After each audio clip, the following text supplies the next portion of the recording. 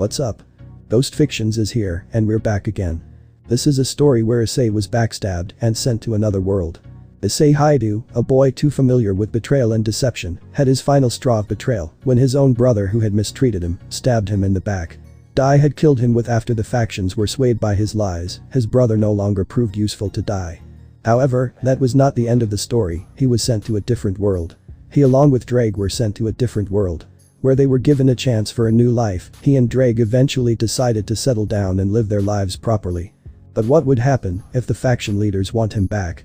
But before we start, please consider subscribe to the channel and give this video a like. Don't forget to check the description for more informations. Now, let's get into the story. The man with brown hair coughed up blood with brown eyes. He looked at the amount of blades that were stabbed in the back. He knew this was the end. He knew that he had no choice. He looked up to see his tormentor, his brother that made his life miserable and ruined it completely. Now he is on the verge of death. I was Issei's little brother, the little nuisance that made his life miserable from day one. He knew that one day his time has come. But not like this, not at the hands of his own brother. Issei could feel the poison emanating from his body. He knew this was Samuel's poison, which was made him cough up black blood. He could see the black poison emanating inside of his body. Why? Dai had a psychopathic grin on his face as he spoke. It is because you are of no use to me, brother. After everything I had done for you. Is this how I am treated? Issei spoke while he coughed up blood. He looked in horror as Dai spoke. That's the thing, brother, you were always the disgrace. And the worst part is that no one is going to even cry or care for you. Issei started to lose his horrified look and soon became angry. Dai then continued.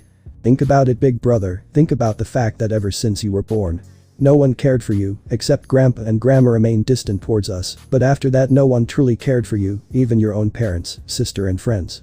None of them did, and I didn't even have to lie to them. Do you want to know why? Dai spoke with a mocking tone as he continued. It is because you lacked magic power and a sacred gear, this was identified at birth. Dai plunged a sword deeper into his chest, making him cough up blood. I and my sister, on the other hand, did have that power. Why do you think they neglected you for so long? Even when you tried gaining their attention. Issei realized the dreadful truth, which was no one cared or even loved him at all. He was all alone, except for one, however someone else was fuming with anger, and this was Ddraig. But he had to keep quiet due to a promise he made to Issei, to not reveal himself, otherwise it will only cause problems. You realize, don't you, big brother? People in this world will only love you if you are strong, if you lie and deceive, that is why I survived for so long and you, well, you tragically died.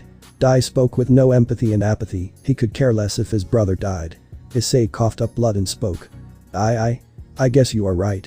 But remember this, you will need me in the future one day, however I won't be helping you in any way. Dai Hyoudou. Issei spoke while breathing as his body started to destroying into a molecular level, leaving nothing but a black charcoal husk. My job here is done. Now to pretend. Dai soon teleported out of there, as Crom helplessly watched his host do this, he gritted his teeth in anger and fury, knowing he was just a spirit trapped in a gear which was against him, thanks to the biblical God. How could you do this to your own brother Dai? You fucking psychopath. Crom spoke with a growl, as he added. Oh cheer up, Crom, nobody is going to cry for that disgrace anyway. Dai spoke with a cheerful tone as he got rid of the evidence, while Crom helplessly watched him manipulate everyone once again. He couldn't do anything. Just as everyone fell to Dai's lies again, he was able to manipulate everyone by stating that Issei died during his fight against Shalba Beelzebub, which everyone brought. What he didn't expect was Issei's reputation to get a little better, but it didn't last long, thanks to Ria's Gremory, who kept tarnishing his reputation. As for the orc, they celebrated his demise, knowing that the plague was gone. What's worse was that images of him were burnt in the clubroom in happiness. Even Kuo Academy celebrated his demise. However, there was one that was not happy with his demise, and that was Office and Great Red. They reached the location where his corpse was present, as Office spoke with a sad tone. We are too late, Red. Great Red angrily growled in response. I will make that bastard pay. Office nodded in agreement, however she had a better idea, as she looked at Great Red and spoke. Don't, I have a better idea, will you listen? Great Red looked at her and asked. What idea? Office only gave a smile, however it was more sinister grin, which even made Great Red shiver. Summon RageRevan here, I would like to have a word with him. I could care less if this world gets wiped out, and only he can do it. The factions think of Dai as their savior, right? Let's see what happens when their only savior turns out to be a fraud, at their most desperate. Office's words made Great Red smile, as he spoke. Great Red likes the plan. Allow me. Great Red soon summoned a man in his 40s with dark silver hair and hazel eyes. He looked much like his granddaughter, Valerie, albeit with shorter hair and a beard. He possessed a bottomless and creepy aura around his body. He wore the same Mao Lucifer attire as Surzich's, although colored in silver. "Oh, Office. Gee, Great Red." RageRevan spoke with surprise and fear as he remembered that he betrayed Office in order to gain a portion of her power, as Office floated towards him and spoke seriously. "Hello RageRevan, I would love to have a word with you." Office's words made RageRevan shiver. He knew she was not someone he should have ever crossed with, as Office spoke. "I will not punish you for your betrayal, only on one condition. Keep in mind, turn your back or betray us, and we won't hesitate to destroy everything you have ever built." RageRevan gulped in fear as he spoke. "I won't disappoint, Office, Great Red." "Good." Office spoke with a deep breath. "Now listen carefully RageRevan, do what you were doing. However, make sure it is slow and painful, take your time and make sure that you not only fail them at every step, but also humiliate them, especially die, alright?" RageRevan nodded. He did not expect Office to say that, as she continued. "But this is something I want you to do once you release Trahexa and the factions are on their last steps. I want you to reveal every single crime Dai has done, breaking the last of the morale, make sure they are at their lowest. Is that clear?" RageRevan lost his fear and grew a sinister grin as he spoke truthfully. "In truth, I was going to do something similar, except for the last few parts you have told me, but I shall do it, properly, Office Ama." RageRevan spoke with a malicious grin, as he asked with a confused tone. "But, why would you want me to do this?" Office shook her head and spoke. "They killed the real hero, Issei Hyoudou. This is something that you must do RageRevan, no question, alright." "I see." RageRevan spoke with a bow and spoke. "Consider it done. Now may I leave?" Office and Great Red nodded in agreement as RageRevan soon leaves out of there, as Office and Great Red are going to enjoy their final moments. Scene change. Unknown location. Issei woke up in an unknown location. He looked around and asked, "Where am I?" Issei saw there was a slot machine in front of him as a message displayed in front of him. "Welcome, Issei Hyoudou of Earth 1293. Issei looked around again trying to see if there is anything else, but there was no one, just a slot machine. As he looked around calling out to anyone he could find, he then walked around as another message popped up. "Since you are here, that means you have tragically died." Issei looked down, saddened and angered, remembering on how he died by his own brother's hands. A part of him wished vengeance. But at this point, it was pointless. He wondered why he is even here. His soul should be destroyed, along with Ddraig. And speaking of Ddraig, where is her? If you are wondering, your soul and your buddy's soul was saved before Samuel could destroy it. You are lucky, not many Isseis survived this fate. You were then sent here then. I see. So what now? Another message soon popped up. You will soon be sent to a different world, but before Issei could continue reading, someone else joined the room. He was described to be a slender being with a smiling appearance. He was a yellow being as he spoke. "Ah, sorry for being so late." The entity spoke with a smile as he spoke. "Welcome, hope I didn't keep you waiting. I was the one who saved your and your buddy's soul before Samuel's soul could get destroyed." "I see." Issei spoke with a surprise as he continued. "But who are you?" "Me? My name is RageRevan. It is a pleasure to meet you, Issei Hyoudou of Earth 1293. RageRevan spoke with a smile as Issei nodded in response. "Speaking of your buddy, he is still in your sacred gear." Issei was surprised as he summoned his sacred gear. He tried calling out to Ddraig, but all he heard was snoring. This earned a sweat drop from Ddraig as RageRevan spoke. "You see, I am a bit busy, so can you run the gacha machine and get a random skill?" RageRevan spoke in continuation as Issei nodded. He soon headed to the machine and did so. Suddenly a skill came down as RageRevan walked towards it and spoke. "I see. So that is your skill." Issei was surprised by this as he spoke.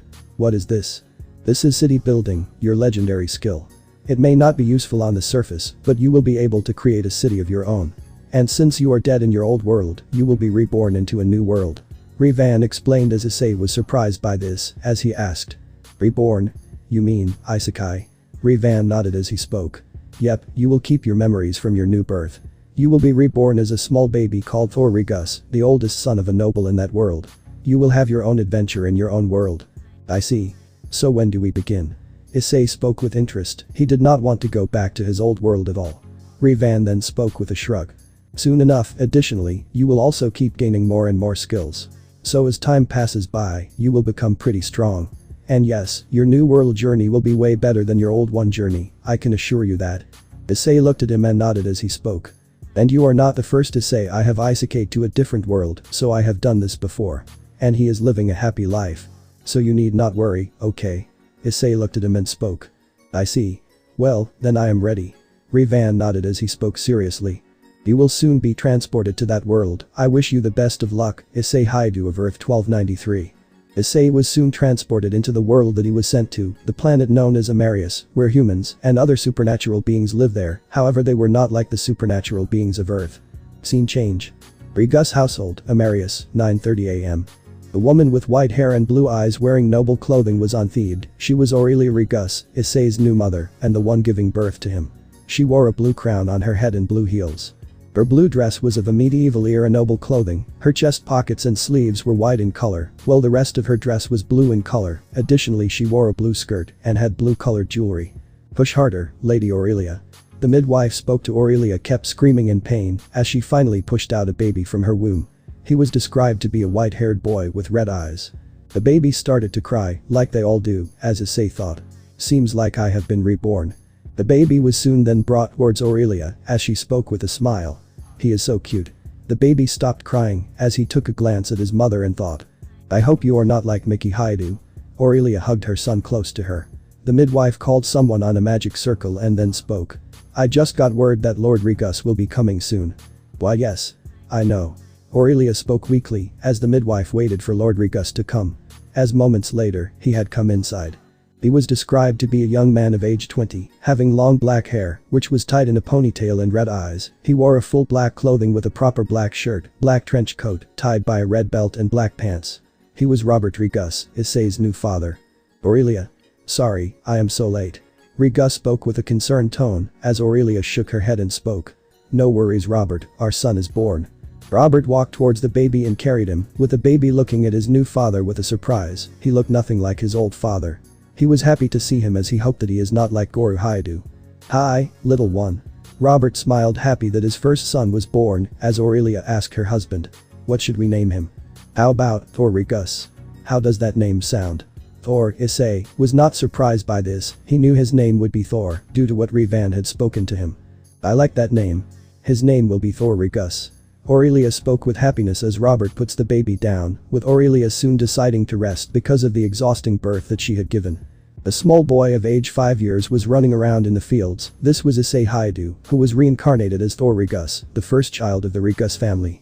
The young boy was loved by both his parents, although his father was stricter amongst the two parents. The reason being was that his father wanted him to act like a proper noble and not like someone else. He knew that this world was not the sunshine and rainbows it had been. His father had to deal with a lot of things and he wanted his son to be ready for it. Ddraig had been with the boy since day one and the two had been training inside of his mindscape, with Ddraig calling him by his real name Thor Rigus instead of partner Issei, so that he did not trigger any bad memories. He was happy that Issei was having a happy life. Thor was a playful kid. He often was chased by his mother, who happily joined in playing with her son, although she struggled to run in the attire. Thor enjoyed playing with her. He never experienced this with his own first mother. She loved him like his own, and she never looked down upon him or hated him, like Issei Hyoudou. But since his mother was busy dealing with noble affairs, Thor was playing with someone else. It was his maid. Isabella Fairhair. She was a maid that worked in the Rigus mansion, and as the caretaker of Thor Rigus, she was described to be a beautiful blonde-haired woman wearing a British maid costume. She had blue eyes. Her maid costume was described to be white in color, with the part below her chest being navy blue in color. She wore a white apron and a white headpiece, along with matching white gloves. Young Master Thor, please don't run. Isabella had a tough time catching up to Thor as he kept running around trying to goad the maid into catching him. She had a tick mark on her forehead, annoyed by the 5-year-old, able to outmatch her ability to escape. She had to make up a plan in order for her to catch him, and she knew exactly how to do so. She soon sat down and spoke. Nope, I am not chasing after you. Thor had a pouting expression as he exclaimed. Hey. Why? Isabella responded with an annoyed tone. Because you run so fast that I can't even reach to you, young Master Thor. However, Isabella was faking her annoyed tone, causing Thor to come closer to her. He then spoke. Fine, I will go easy on you. Just as Thor came closer, Isabella managed to grab him and embrace him while exclaiming. Caught you. Thor wanted to retort, however Isabella held him closer to her chest. Now there is one thing that needs to be known is that despite Thor's looks and personality, he is still a 17-year-old teenager trapped inside of a child's body. This meant that he often was embarrassed due to certain things babies and children did at a very young age. One such instance that gives shivers to Thor's expression is the fact that he was made to drink his mother's breast milk right from the source. He was happy that this was all over. But this often made his mother and his caretaker hug him, with the latter often pulling his head right next to his chest. This made Thor very embarrassed as he struggled to get out of the maid's bear hug, while Ddraig was laughing his ass off seeing his partner like that. Thor soon was released, making him breathe a sigh of relief internally. He was happy that he did not bust a nut, but he soon might if this goes on. However, this was not the first time this happened. Only Isabella and Aurelia were able to deceive and play with him. But Thor did not mind. This was the first time in his life he has had happiness. Thor. Someone called out to him, as it was revealed to be his father Robert, as Thor looked at him and spoke. "Yes, father." Robert then responded. "It's time for your training, young man." Thor nodded as he spoke. "Yes, father." Thor soon went inside, as his maid followed him suit. She knew that Thor needed help with his training to be a young noble. Scene change. "That is not how you hold the fork. Try again, Thor." Robert spoke with an understanding yet frustrated tone. This was his 100th try of screwing up and holding a fork.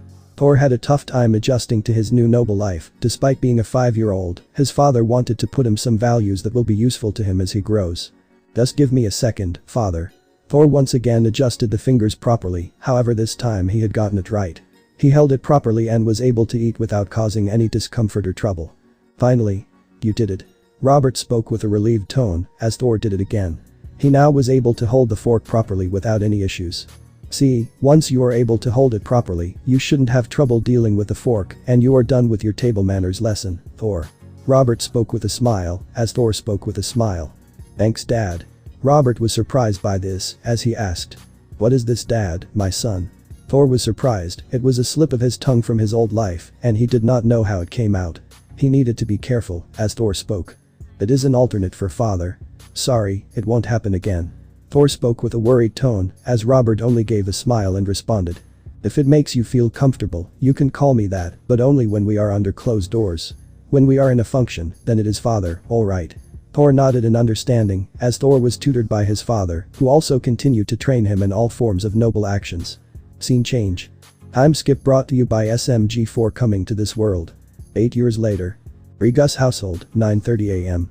Thor, 13 years old, was present amongst his parents, maid Isabella and a small black-haired baby. She was described to be a black-haired girl and was being held by Aurelia. This was Amor Rigas, the daughter of Robert and Aurelia and Thor's younger sister.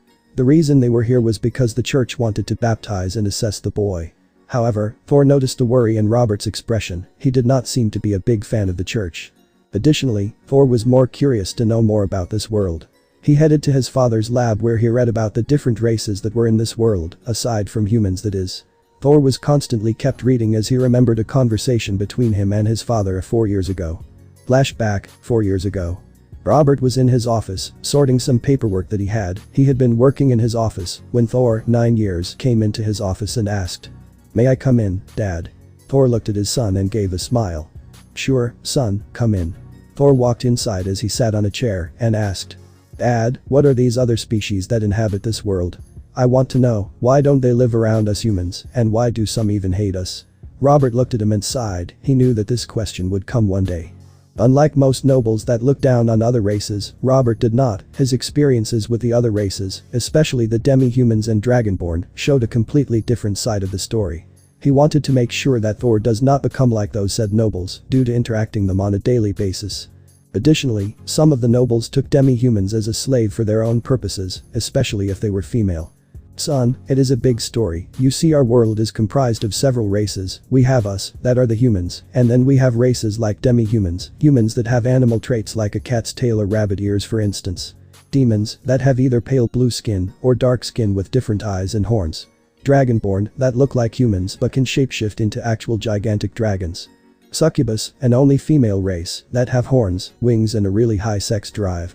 Elves, that have pointed ears and make jungles and forests their homes. Fairies, an only female race, that have butterfly or transparent wings and are polar opposites of succubi. Giants, humanoid beings who can grow up to twice the size as regular human beings. Mermaids, underwater humanoids with the tail of a sea creature, mostly fish tails, and have to walk on land by using a magic spell. Harpies that are parallel to mermaids and have wings for hands and aerodynamic bodies allowing them to fly. These are the races that live amongst us humans. However, many of them are not welcome in human towns. Thor and Ddraig were surprised by this, as he asked. Why? What did they do to us, for us to warrant such hatred? Thor's words made Robert sigh as he spoke. No, that's not the reason, they didn't do anything. You can thank the church for warranting such hatred. They spread lies, about many of them being monsters and killers, that plague our kind. Many brought this belief, causing our society to be like this. Additionally, any of that who sympathized with them were met with execution or exile. Those that did were called heretics, son.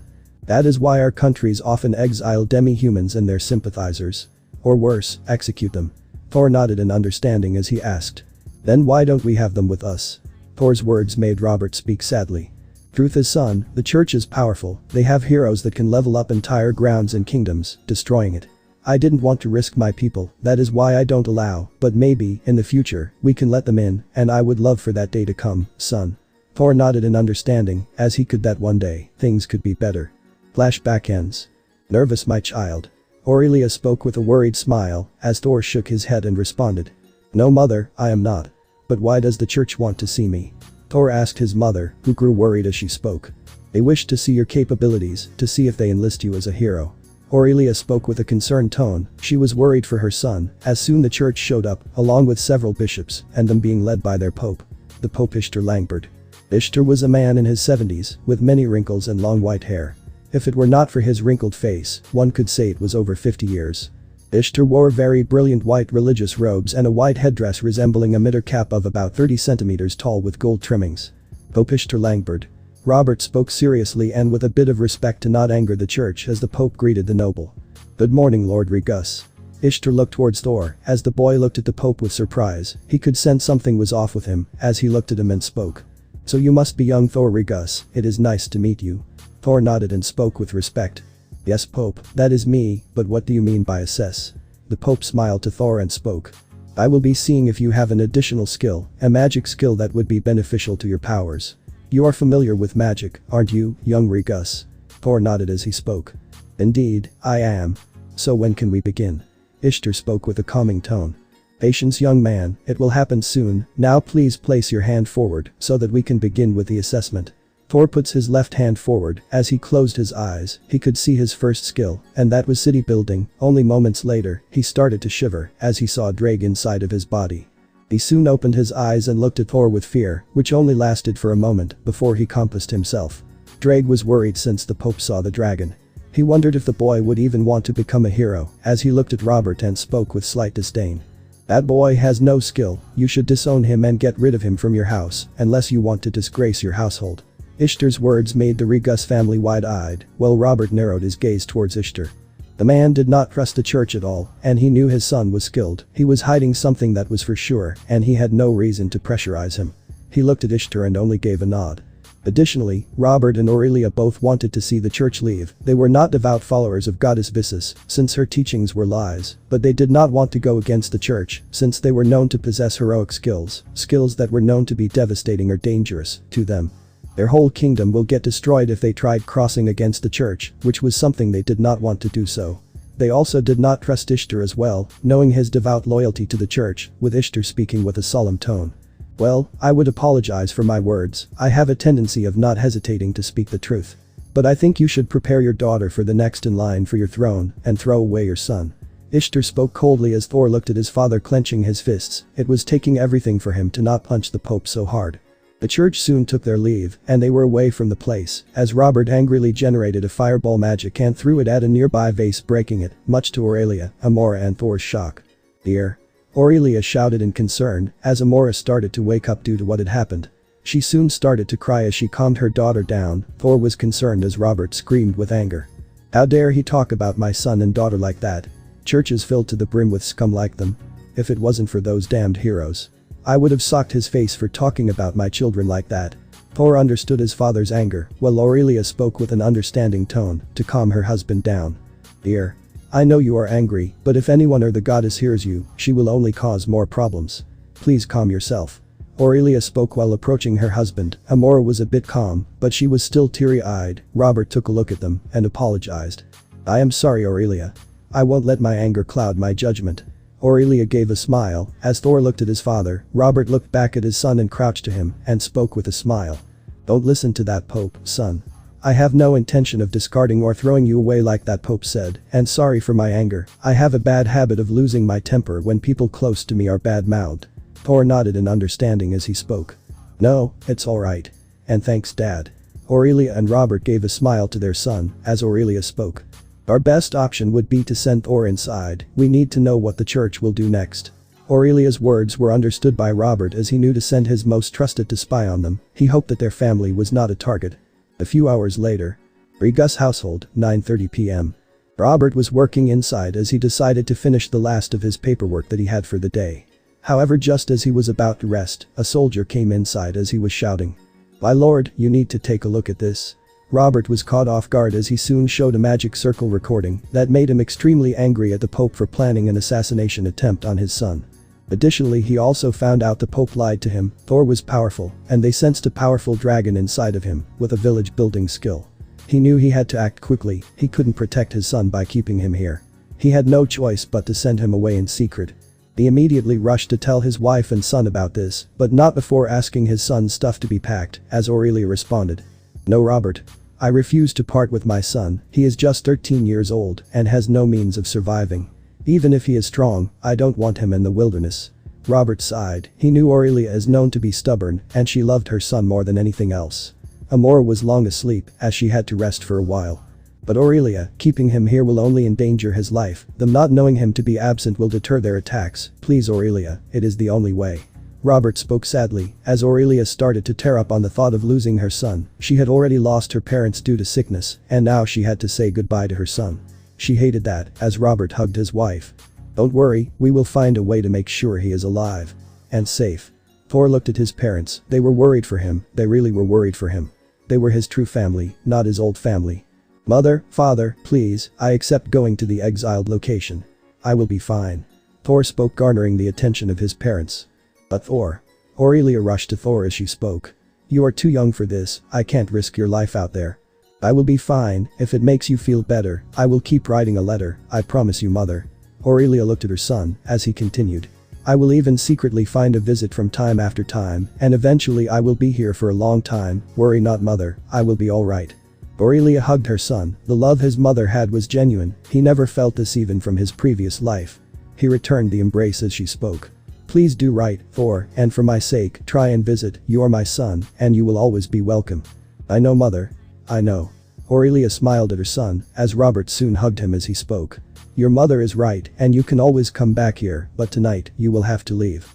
I have already assigned the servants to pack your stuff, so I would say to get ready. Thor nodded. He clenched his fists as he vowed to make the church pay for putting his new life under such misery, which included his parents.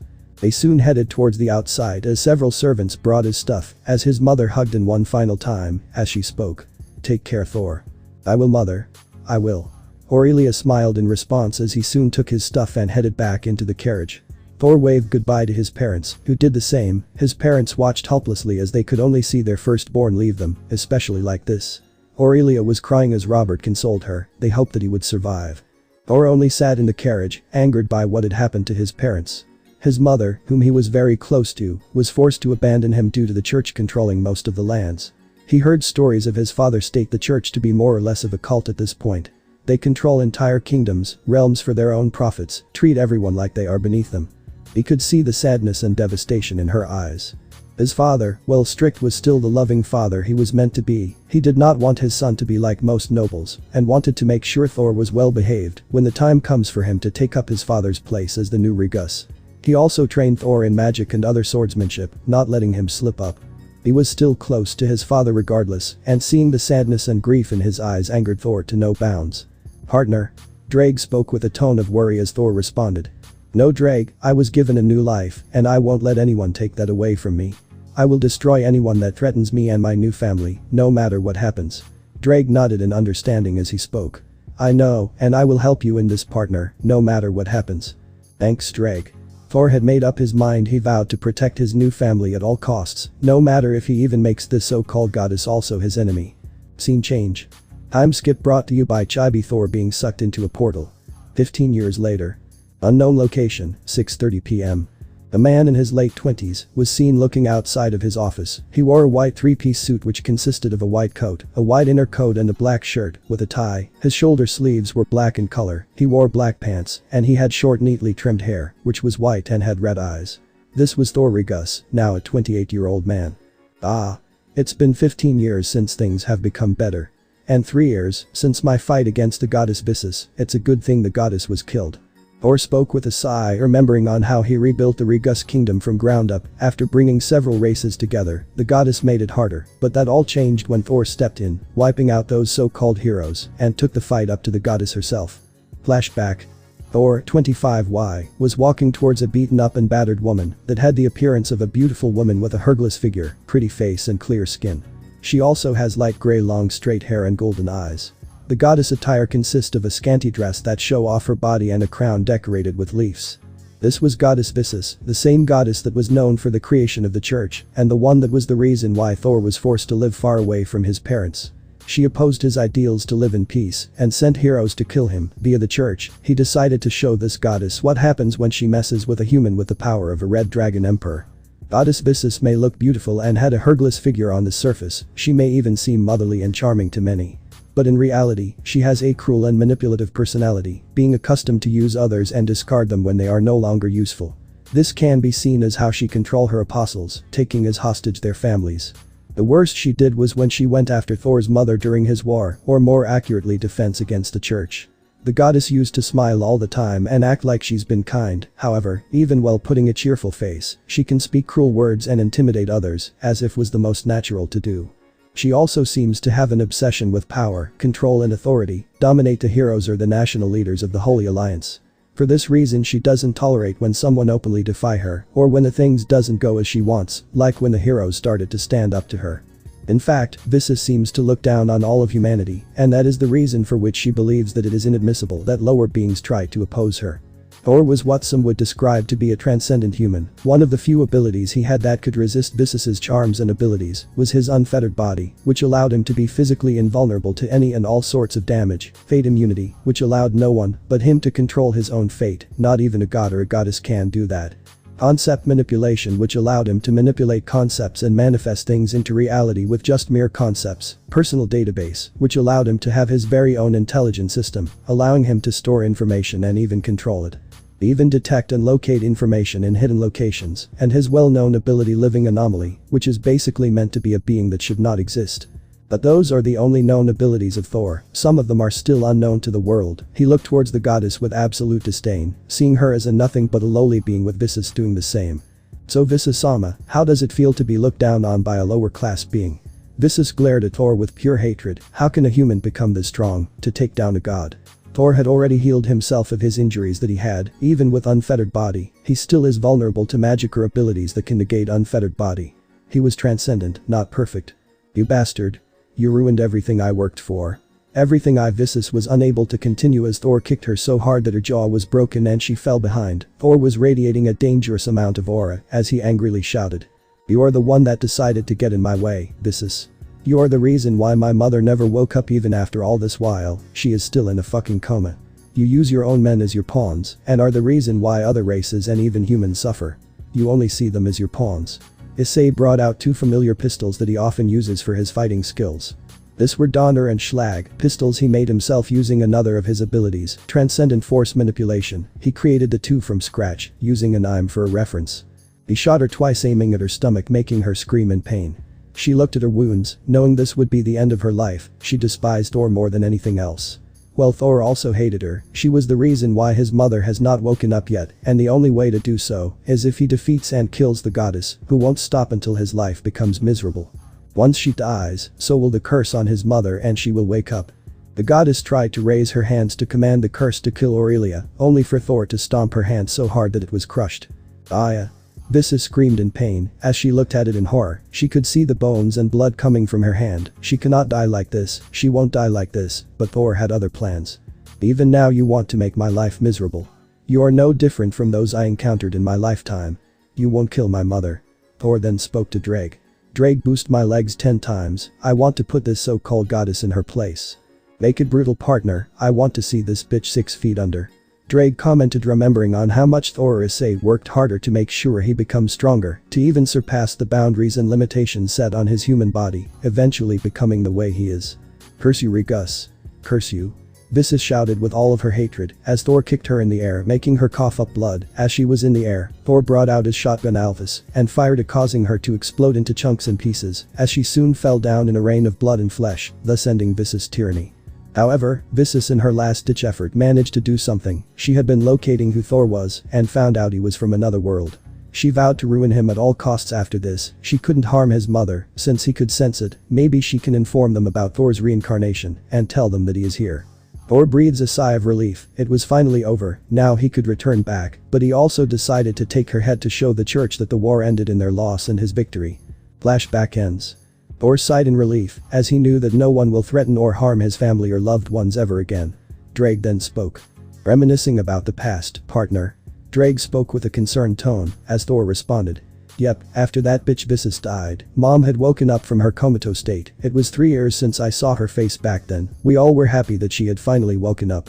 I could see the happiness in mine, Dad's and Amora's face. It was finally over." Thor remembered about everything. His mother coming back to them made everyone happy. Amora and Thor were the happiest, knowing that their mother had returned. Ddraig then spoke. "And after that, you created your very own continent, which comprised of several cities belonging to several races: humans, demons, beastmen, elves, fairies, dragons, orcs, succubi, mermaids and selkies, to name a few." Thor nodded, remembering on how the negotiation with each of the cities was really hard, knowing many of the races either once looked down upon humanity or hated and feared them due to the church's transgressions and discrimination.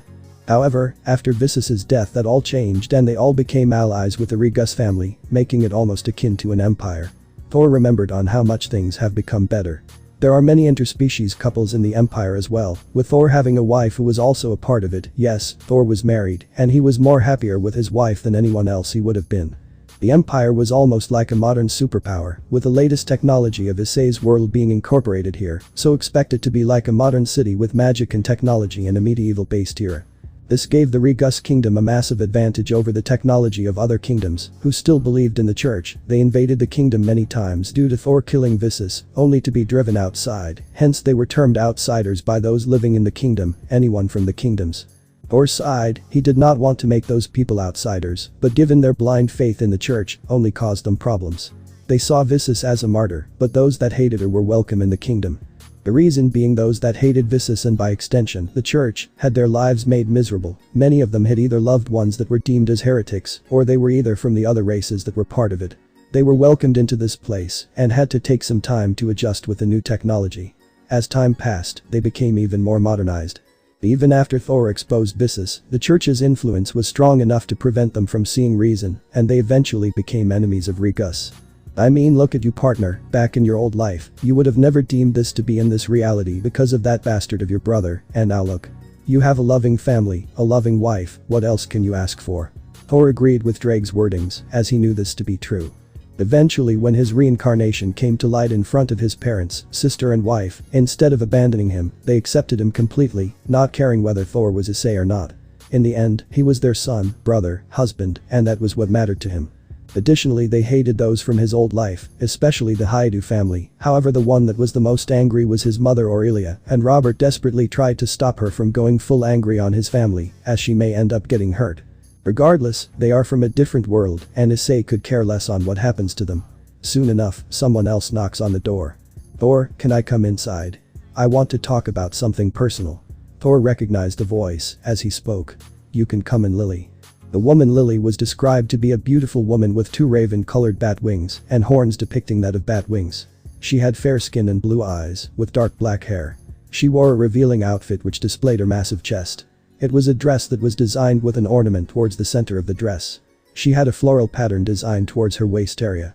This was Lilith Lily Starlight, 30Y, or her current name Lilith Starlight Regus, Thor's wife, and a higher succubus, which was a succubus that was known to be stronger than usual succubus and can even surpass the magic ability of heroes. "Thor, I brought some snacks." Lilith brought some wafers and juice for her husband as she kept them down. She soon snuggles her body next to him and wraps her tail around Thor and wraps her hands around him. She soon makes out with him as their tongue intertwines with each other. This goes on for a while and soon a film of saliva separates from them. "Oh, for fuck's sake, can you two make out when I am sleeping or something?" Ddraig exclaimed with an annoyed tone as Lilith looks at the boosted gear and responds. "Get used to it, Ddraig, that is how me and your partner love each other." Ddraig snorted in response as he spoke. "Lustful succubus." Lilith rolled her eyes and responded. "Girlfriendless dragon." That hit the heart as Ddraig started to cry in response as he shouted. "I swear to you, Lilith, I will also get a mate that loves me one day, watch me." Lilith shrugged and spoke with a mocking tone. "Good luck with that." Thor's sweat dropped at this. They often acted as siblings, with Ddraig often being bullied by Lilith. She always knew on how to get a one-up on the Welsh dragon, who knew that Ddraig would one day be crying like this. Thor soon calmed Ddraig down as he spoke. "Speaking of which, you came here for something, right, Lily? Why did you come here?" Lilith soon lost her smile and became depressed, something that Ddraig picked up as he asked. "Lily, what happened?" Lilith started to sniffle. Ddraig wondered who made Lilith cry, as he would make them pay if that was going to happen.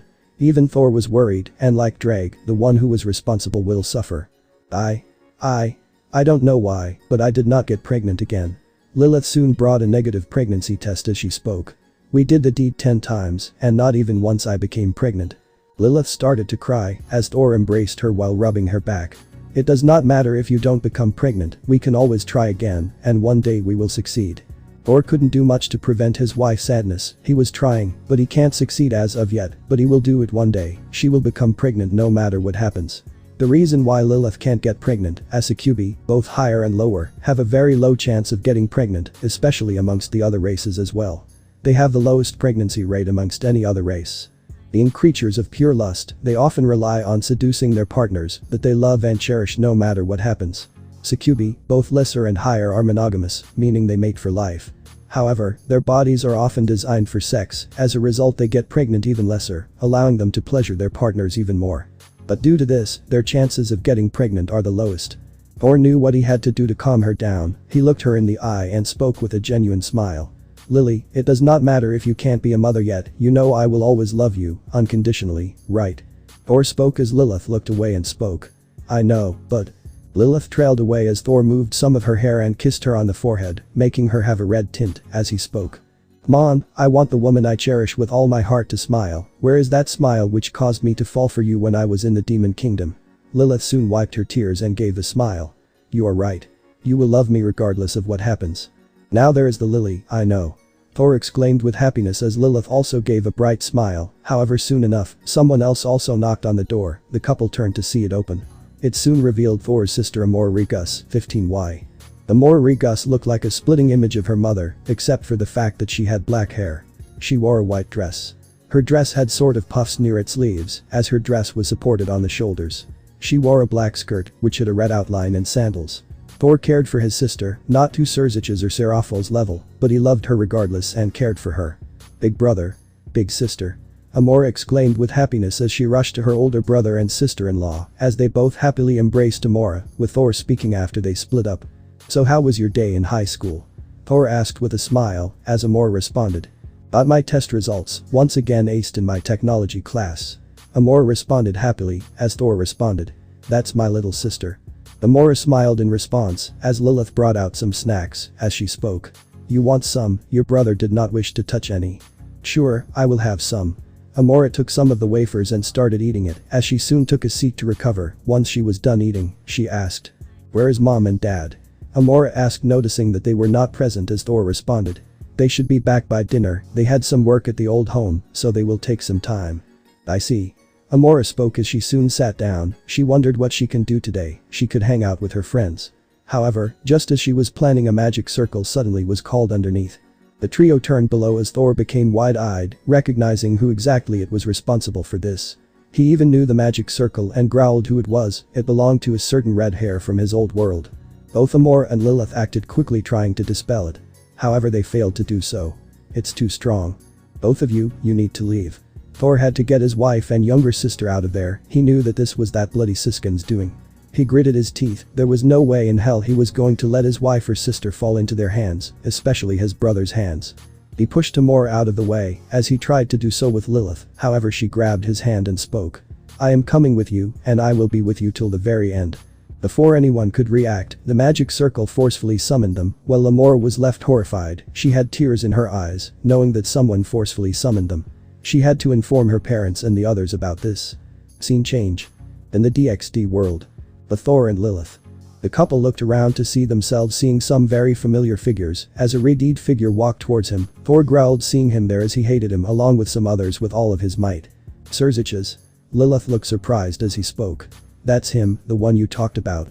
Thor looked at her and nodded, however what surprised him the most is none of them aged, and they did not even change at all. Even his sorry excuse of his former parents, whom he expected to die or at least be very old aged, were still the same age as they were before. Issei Hyoudou, we want your help, that is why we summoned you here. Surziches spoke seriously as Thor glared at him. If there was one person he hated more aside from the Gremory, Citri Peerage and his family, it was this man. There was no way he was going to help them at all. Thor looked toward Surziches with a growl, as Surziches looked at him and spoke. Issei Hyoudou, we want your help, that is why we summoned you here. Like hell I will help any of you. And how the fuck did any of you even manage to contact me or find me here? Thor spoke angrily as Azazel walked forward and spoke seriously. Boy, you have no right to demand us for anything, do as. Azazel was unable to finish as a shot rang on his face sending him flying. He looked at the shot that had damaged his dress. He had a bullet hole in his left abdomen. He soon gritted his teeth in pain as he glared at Issei with anger in his eyes. The others looked at Azazel in shock as they turned to see Thor had a new gun in his hand. This was Schlagen, the anti-material rifle. The rifle was powerful enough to even damage an S-rank monster in Issei's world and has claimed the lives of Enrighty armies in one shot. Now, am I going to have answers or should I start blasting? Your call. Many were surprised by Issei's new attitude, while Ddraig gritted his teeth in anger. However his attention soon turned to Lilith as he smiled sinisterly. He was going to get another girl in his harem. Hey beautiful, how about you ditch this disgrace of my brother and… Ddraig was unable to complete when Lilith twirled her body and punched his stomach so hard that he coughed up blood. He soon gave a kick to Ddraig's chin breaking it as he was sent flying towards a nearby wall. The girls in Ddraig's harem and the faction leaders were appalled by this as Asia and Ravel rushed to heal him. The only one smiling was Thor himself as he muttered. That's my wife. Lilith glared at Ddraig and spoke. I am not interested, Hyoudou. I am married to Thor Regus and I am not going to be beside you. The girls in Ddraig's harem glared at Lilith with anger and hatred in their eyes as Thor walked forward and spoke coldly. So am I going to get my answers? Or should I start blasting? You little. Yusaka was ready to incinerate him as Odin stopped her and spoke. We are asking for your help, it would be nice if you listen to us and help us. Like I will help any of you ever again, considering what you have done to me. Many glared at Thor in hatred. He could see Yusaka's tail swirling as he was ready to take her down. Out of all the leaders in the room, she was one of the weakest, and a well-placed anti-magic bullet shot can easily take her out of the equation. However, he is not interested in taking them down. He had to escape with his wife out of there, as he soon asked. So are you going to tell me how the fuck am I here? Thor demanded angrily as Riaz, who was already angered by Issei's attitude, as she shouted arrogantly while walking towards him with her arms having the power of destruction. You have no right to demand us, you damned. You should be helping us, after all we are asking you to help us. Thor was angry for a moment, seeing that she was still the spoiled princess, however it only lasted for a moment as Thor suddenly grinned. He had found a way to escape. Very poor choice of words, Gremory. Thor spoke coldly, as he soon got rid of his weapons and had two magic circles, one in each hand. He was able to grab Lilith's hand much to her surprise, as Ajuka recognized the other one. Get away from him, he is about to explode. Ajuka shouted in fear as some tried to back away, but it was too late. Thor and Lilith were enveloped in an explosion as they soon disappeared out of there, something that they did not notice as the ones closest to him and the weaker ones were the most damaged. There was a huge crater and the building was destroyed as well. However the one that stood out was Riaz. She was completely damaged and passed out groaning in pain. She was bleeding on all sides as she had several fatal wounds on her body. Surziches shouted in agony and horror. Riaz. Those that were the healers immediately rushed to her to heal her as the dust settled revealing nothing left. They all were horrified to know Thor killed himself with his wife as they gritted their teeth in anger, knowing their only hope for help was gone. Riaz was rushed out of there. However the smart one sensed an additional magical signature in the explosion. Little do they know, he and his wife were safe and sound in a different location. Scene change. Unknown location, 9:30 AM. Thor and Lilith were safe and sound. Thor looked at his wife in concern as he asked. You okay? Sorry I had to do that, I was in a hurry. Lilith nodded as she responded. Yeah, I am fine. Although, Lilith soon grabbed Thor in a chokehold and started to make him struggle. You idiot.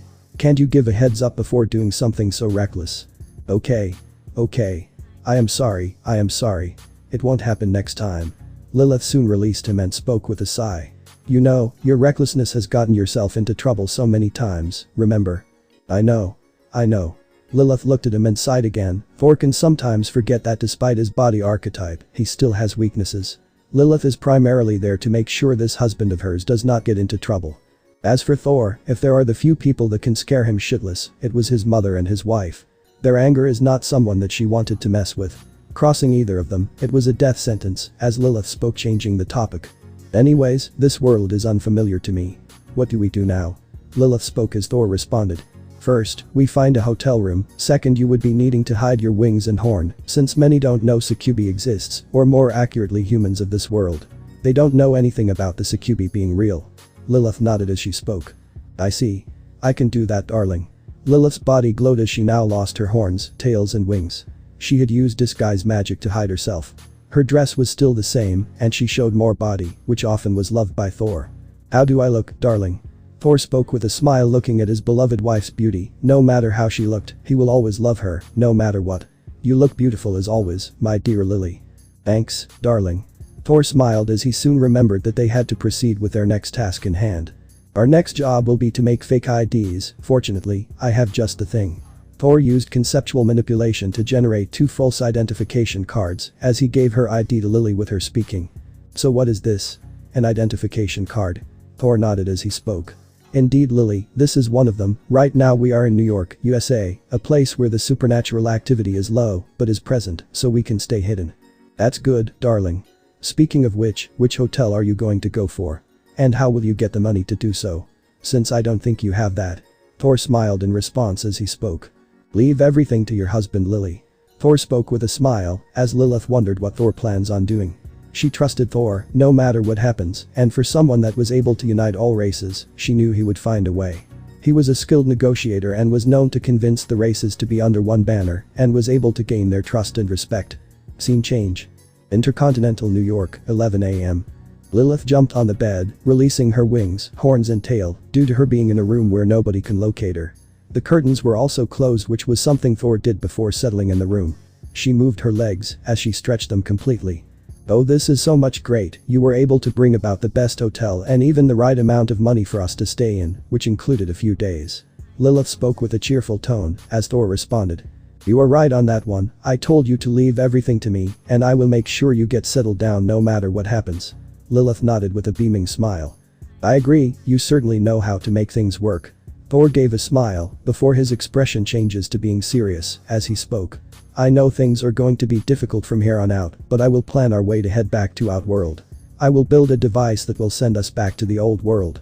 Lilith became concerned as she spoke. Darling, what is the matter? Why can't you build the device? Because they can summon us again, or more accurately me again. They treated me so badly, and yet they had the audacity to demand my help, but that is not going to happen, no matter what they request me to do. Thor spoke with a growl as Lilith walked towards him. She remembered during the earlier days of when he and she met for the first time, and when they were paired to deal with the heroes, Thor often lost his cool and wiped out entire armies without any mercy.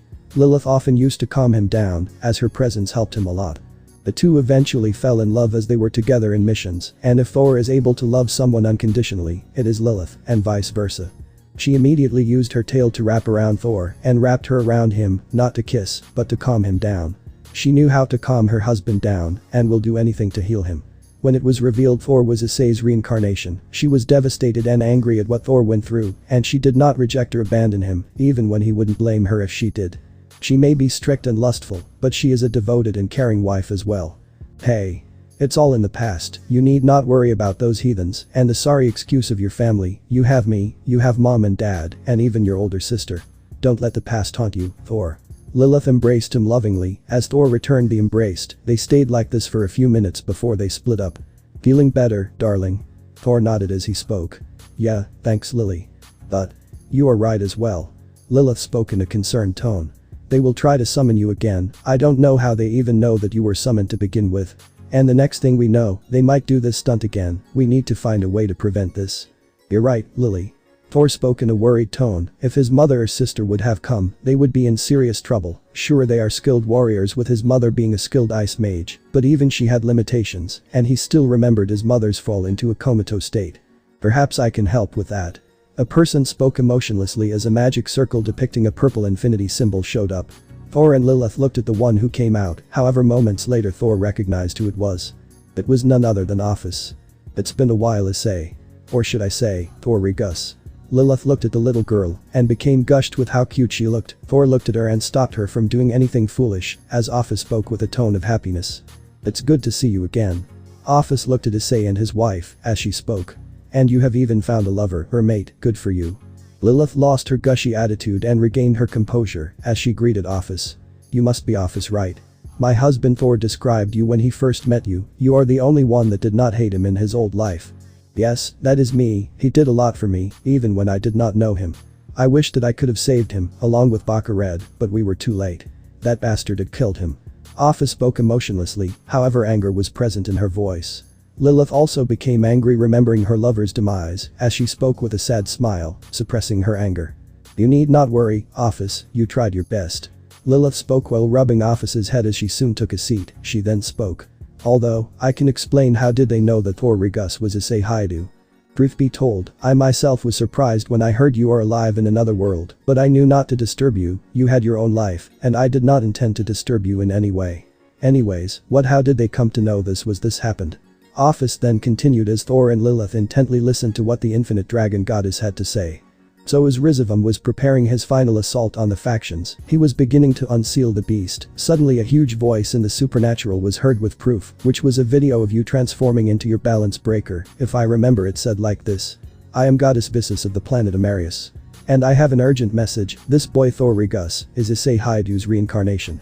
He holds his soul and is the Red Dragon Emperor. He is the one that killed me and is ruling my world with an iron fist. This is to be known to everyone of his old world.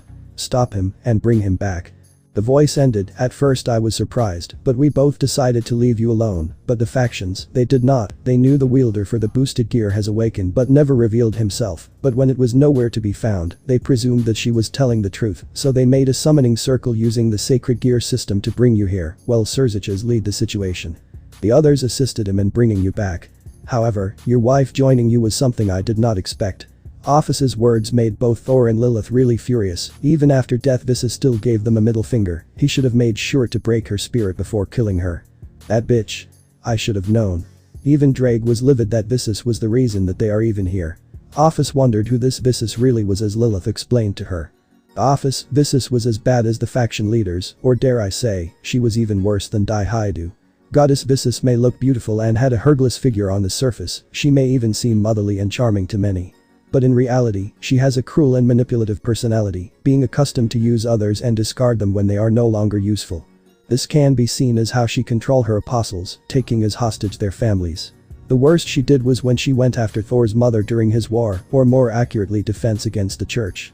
The goddess used to smile all the time and act like she's been kind. However, even while putting a cheerful face, she can speak cruel words and intimidate others, as if was the most natural to do.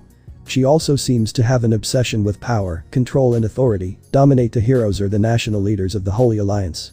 For this reason she doesn't tolerate when someone openly defy her, or when the things doesn't go as she wants, like when the heroes started to stand up to her. In fact, Vissus seems to look down on all of humanity, and that is the reason for which she believes that it is inadmissible that lower beings try to oppose her. Lilith explained to Office, who nodded. She was also angered by this. She was glad that Thor or Issei had killed her off for good, as Issei then continued. Worse, that bitch was why my mother was in comatose for a few years until I killed her. She hated all races and looked down upon them, including humans. She is the reason why the demi-humans and other species couldn't coexist, and uses her apostles and the church to do her bidding. She killed many undeserving as well as innocents through them. And I made sure to make her demise as painful as possible. Hence I received the title, God-slaying Emperor. Thor spoke with a solemn tone. He may hate war, but he will do it if it means to protect the loved ones he cherished. Lilith kept her hand on her husband as she spoke. I was there with him when all of this happened. When my future mother-in-law was in comatose, I was just his girlfriend. We got married after the war ended, and ever since, we have been together ever since. Office looked at them, understanding what they must have been through. She then spoke with a worried tone. She did this to screw with Thor's life, and I guess this was one of the biggest middle finger she could give to us before her death, by bringing the very same people that had once tormented my husband. Office nodded as she spoke. I see. But that is not the only thing that happened. You see, after you died, some things happened. Did you notice some changes in the factions? Office spoke, making Thor and Lilith confused, however Thor soon recovered and spoke. Yeah, looking back, I did see some changes that had happened in the factions. I sensed another god and saw a pale girl that almost looked like a child. So who are they? Office spoke with a neutral tone. The god was Zeus, the Greek pantheon representative and leader, and the pale girl was Elmenhald Karnstein, from the house of Karnstein, the vampire representative. How did things get to there was something else. Office then explained the events that had happened in Romania, as well as the events that followed. Thor intently listened to everything Office had to say, as he soon became surprised and shook his head in disappointment as he spoke. So Valerie and Roswis are dead, huh? Office nodded in response as she spoke. Yup, the three were killed due to Die failing to save any of them. As a result, RageRevan not only gained access to the Divine Dividing, but he gained the Sephiroth Graal due to Valerie. And before Roswis's death, her memories were extracted, which really helped them, and are now on the verge of desperation. As a result, I suggested and was able to convince you to bring him here, and with the message that Visa sent, you were brought here today. Thor nodded in response. He did not know Valerie, while Roswis and Vali hated him, so it was no secret with Thor having hardly any empathy for them, while Lilith had no pity for them, as she shook her head in disappointment and spoke. Honestly, you can't help but feel disappointed. Believing lies is what brought about their demises. And as much as I hate to say it, they deserved it, especially for abandoning and treating my husband like garbage. I am pretty sure they are regretting in their sort of afterlife. That is, if they are even there. Lilith spoke coldly, knowing full well what they did to her husband, except Valerie, with whom she couldn't help but feel disappointed in the factions for screwing her up her life. Thor sighed, knowing what kind of a woman Lilith can become, especially to those she hates. He soon turned to ask Office. And let me guess, the factions don't blame Die in any way. Office narrowed her gaze and spoke. You know it. I should have known. Oh well, what can we do? Their deaths are not my problem. Our priority would be to get the hell out of here. Lilith nodded in agreement as Office responded. There are a few things that you must do, but you have to do it before they find out about you. Now listen carefully. Your main goal is to sever any and all connection you have to this old world, since as long as you possess the connection your soul to this world. Your soul still belong to this world. Even if you are born as Thorigus, you still possess the soul of Issei Hyoudou. Thor nodded in agreement. That was how the bastard factions managed to even summon him here. He then spoke. So what is the plan now? Thor asked, to which Office spoke. There are a few things you need to do. The first is to either remove the boosted gear from the sacred gear system or destroy the system completely. That is the first thing you need to do, that way they can't locate you ever again. The next thing is that you must delete all databases of your planet in the factions. Thanks to Baka Red, he already informed me that most of the data is stored in Ajuka's laboratory, however only two people have access to this, that being Leisha and Ajuka himself. The third thing you must do is to remove your connection to your soul, which is present in the Shinto heaven Takamagahara. Once you are done with these, you can head back to your world with your wife. Thor and Lilith nodded in understanding as he spoke. I see. Thank you, Office. So what do you plan on doing now? Office looked at him and spoke. I will be assisting RageRevan in awakening Trahexa, so I would suggest you two to get it done before 2 weeks, else it can cause a problem in your plans. Thor understood this as he spoke. I see, very well, Office. Office nodded as she soon said her goodbyes and teleported back, leaving the couple alone. Thor soon also lied on the bed in exhaustion as he spoke. That was really something. Lilith soon took a seat beside him as she spoke. You are right, the first impression I get from your world is hate comments, and your asshole of a former brother trying to flirt with me. The only thing he got was a roundhouse kick. Yup, that was how I was treated when I was Issei, but that is all in the past. Thor soon shook his head as he spoke. Now, you are my present and future, Lily, just like those from my old world. Lilith had a blush for a moment as she soon smiled, however that smile started to change into a more lustful, as she soon jumped on Thor and spoke with a lustful smile. So shall we plan for our future, darling? Thor gulped as a red tint grew on his face, as soon something bulged upwards which even made Lilith moan. She soon smirked, knowing what exactly it is, as she soon spoke with a seductive tone. Even Thor Jr. is ready for some action. Thor sighed as he spoke. Oh, you perverted succubus, come here and let's do this. I would want nothing else, darling. Lilith spoke with a smile as she created a noise-cancelling barriers so that the noise wouldn't come, as they soon were undressed and decided to do what couples do alone in a hotel room. Obviously, to fuck the hell out of each other like animals. Scene change. Seraphol Memorial Hospital, Underworld, 5:30 p.m. While Lilith and Thor were having the time of their life, someone else's misery was in full display, and that was Surzich's Lucifer, who was seeing Rias recover from her wounds, but she was not the only one. Akeno Himejima, Kaneko Taoju, Kuroka, Arthur Pendragon, Lafay Pendragon, Sona Citri, Tsubaki Shinra, Yudo Kiba, Zenobia Korda and Irina Shidu were in critical injury due to the explosion. He could only have a look of sadness in his eyes. Others were also not spared. The only ones who were the least injured were the leaders, minus Yusaka and Ilmenheld, who had medium injuries on their bodies, along with some of their escorts like Graphia and some gods that were present like Thor, Athena and Artemis. The ones that had major injuries were those that were either closest to the explosion like many members of the DXD team, or were weak to handle the explosion, like some of the members of the Phoenix family to name a few. He clenched his fists knowing Issei was responsible for this. He could care less if he was called Thor. To him, he was the reason why many were in the hospital, fighting for their lives. He was going to make him pay.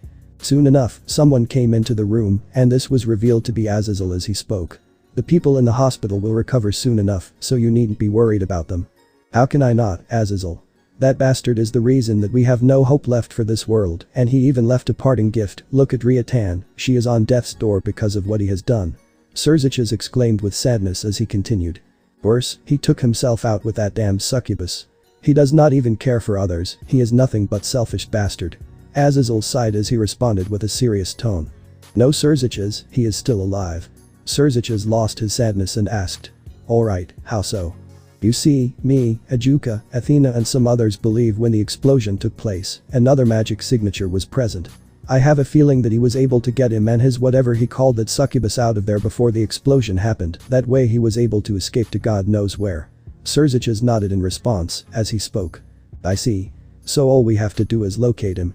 Azazel nodded in response as he spoke. Exactly.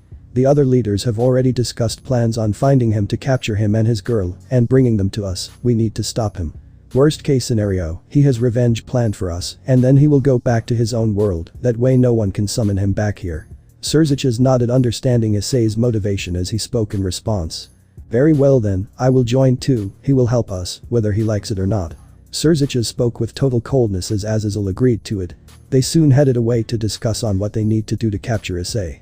Little do they know is that they are close to what Thor wants, not on how he is going to achieve the said goal, and that will be their second mistake. Their first mistake, that was already obvious from the very start.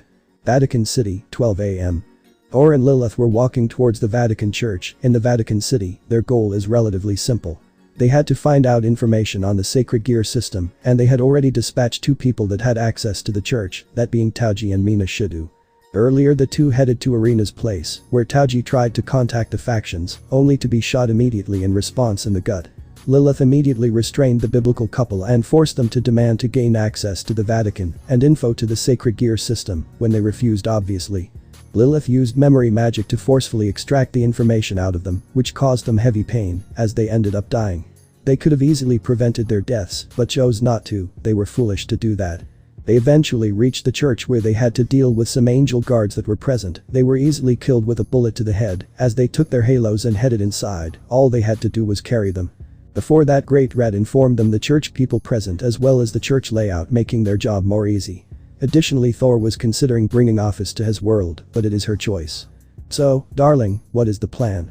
Lilith asked. She had returned to her human disguise as she spoke. It's simple, thanks to the information that the parents of my former childhood friend and Great Red, we know for a fact that the sacred gear system is in the 7th heaven, however we are going to have two problems. Lilith was worried as she responded. What problems, darling? Thor spoke with a sigh. There are Ceres and high-ranking angels guarding the location. I know for a fact that several are resting. So I presumed now would be the right time to strike. But it is the defense system that heaven has implemented, Lily, that is our first problem. Our second problem relies on the existence of an alarm system that exists throughout each and every heaven, so we need to carefully maneuver around heaven, preventing ourselves from triggering any traps. Those are our two problems. I see, so how would you suggest we go about by this? Thor looked around to see they were in the first heaven. They will only be able to escape when they destroy the system or remove the boosted gear's connection to the system. Thor had pre-planned a nexus point back to their hotel room once they were done. Our goal will be to infiltrate heaven, since most are male. Your illusion magic will screw those angels, just give them some wet dreams. So that they can fall. Lilith gave a glare towards him, making his shudder, as she spoke with an annoyed tone. Darling, that magic was meant for you, when we are in bed. So you can fantasize on your breast fetishes and your skimpy outfit. Thor immediately put his hands on her mouth as he spoke with a red embarrassed tint. Okay, I get it, but can you give them illusion magic so that they can fall and we can get our distraction? Pretty please. Thor's tone was full of embarrassment and begging as Lilith looked at him with a glare and narrowed her gaze and sighed. Fine, but that magic is only meant for you, no one else. Thor nodded as he spoke. Alright Lily.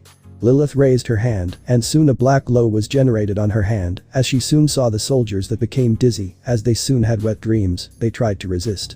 But they couldn't, and soon their wings flickered and started to fall, the alarms blared, and the angel army was gathering around them to either help them escape their wet dreams to prevent their fall, or suggesting them to be exiled. Now Lily. The duo sneaked inside as Thor used concealment magic to infiltrate further inside, this gave their chance to head inside. Lilith then spoke.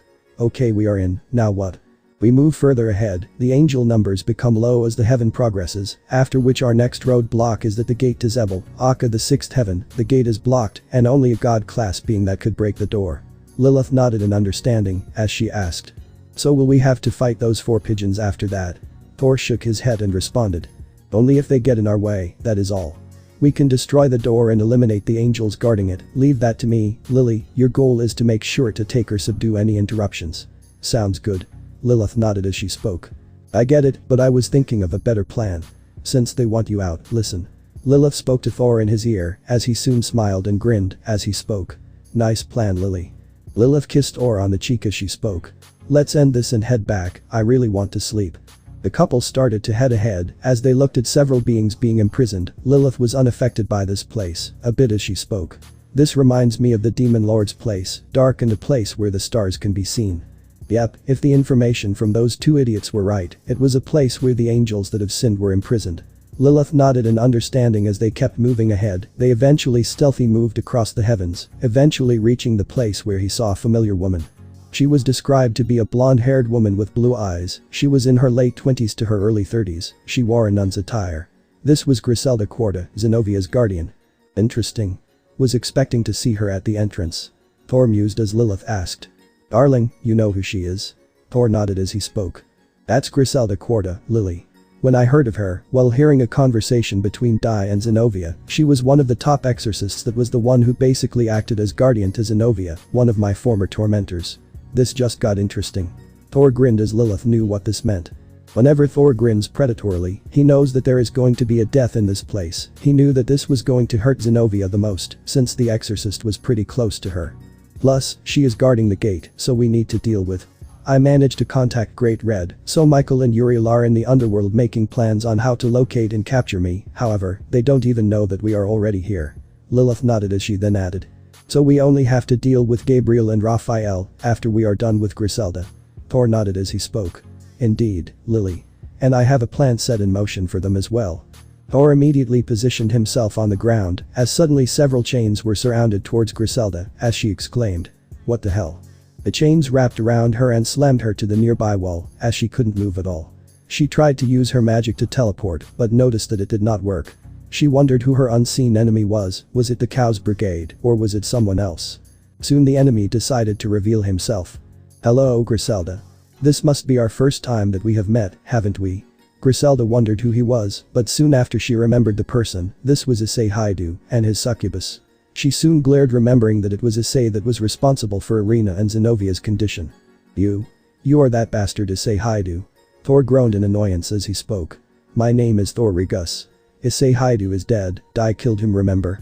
Griselda growled in response, she wanted to fight, but with the chains that were surrounding her, were preventing her from using her powers. She was helpless and immobilized in front of her enemy, as Thor explained. These chains, they are something truly special, a product of conceptual manipulation you see, I call them deny all existences. These chains are truly powerful. Do you wish to know why? Thor spoke with a bit of excitement, as Griselda lost a bit of her anger and became concerned. What exactly is this power, and how problematic would it be to the factions? Oh you do? That's great. Now you see these chains have a very unique property, they convert anything that exists into non-exist thus, for instance let's say you are an exorcist and an angel, you will no longer be that, just an ordinary human being. Griselda became horrified at this revelation. This meant he could turn her powers from existing to non-existing with these chains, and she did not know the upper limit of these chains. Why are you doing this? Thor looked at her and spoke. You summoned me to this hellhole without my permission and even brought my wife here. You would have managed to even bring my little sister had it not been for me saving her. Did you expect me to help any of you after you are done to me? No, that is why I am heading back and I don't care whether you like it or not. Griselda had a feeling what was going to happen. Tears fell from her eyes as she knew that Thor was here for something and she did not know what was going to happen. Unfortunately, I can't do that until I have connections to this world. You will keep summoning me back to my old world, no matter what happens. And I am not going to let that happen. Thor spoke while glaring at her as he brought out honor and aimed it at her head and spoke with total coldness. That is why I am going to destroy my first out of the 3 connections to this world, and that is the severing my sacred gears connection to this world. Griselda looked horrified knowing where exactly he is going to go next. She had a look of pleading knowing that he plans to destroy one of heaven's most prized systems. However, you on the other hand, your death will fulfill 2 of my most desired situations. The first being is that one roadblock to my path is removed, and second will be the amount of despair Zenobia would feel. Just think how much grief your death would cause her. Griselda became even more shocked and horrified. She did not know what Thor plans to do with her. Just as she was about to speak, Thor pulled the trigger and shot Griselda on the head as she soon had a look of horror. She had a gunshot the size of a baseball on her head. It didn't take a genius to note that she is dead. Thor was not interested in revenge as much as he would love to see his tormentors be tormented and subjected to horrifying torture for what they did to him in their previous life. His only goal was to reunite with his family and homeworld, where his family, especially his parents, friends and younger sister, were worried sick for him.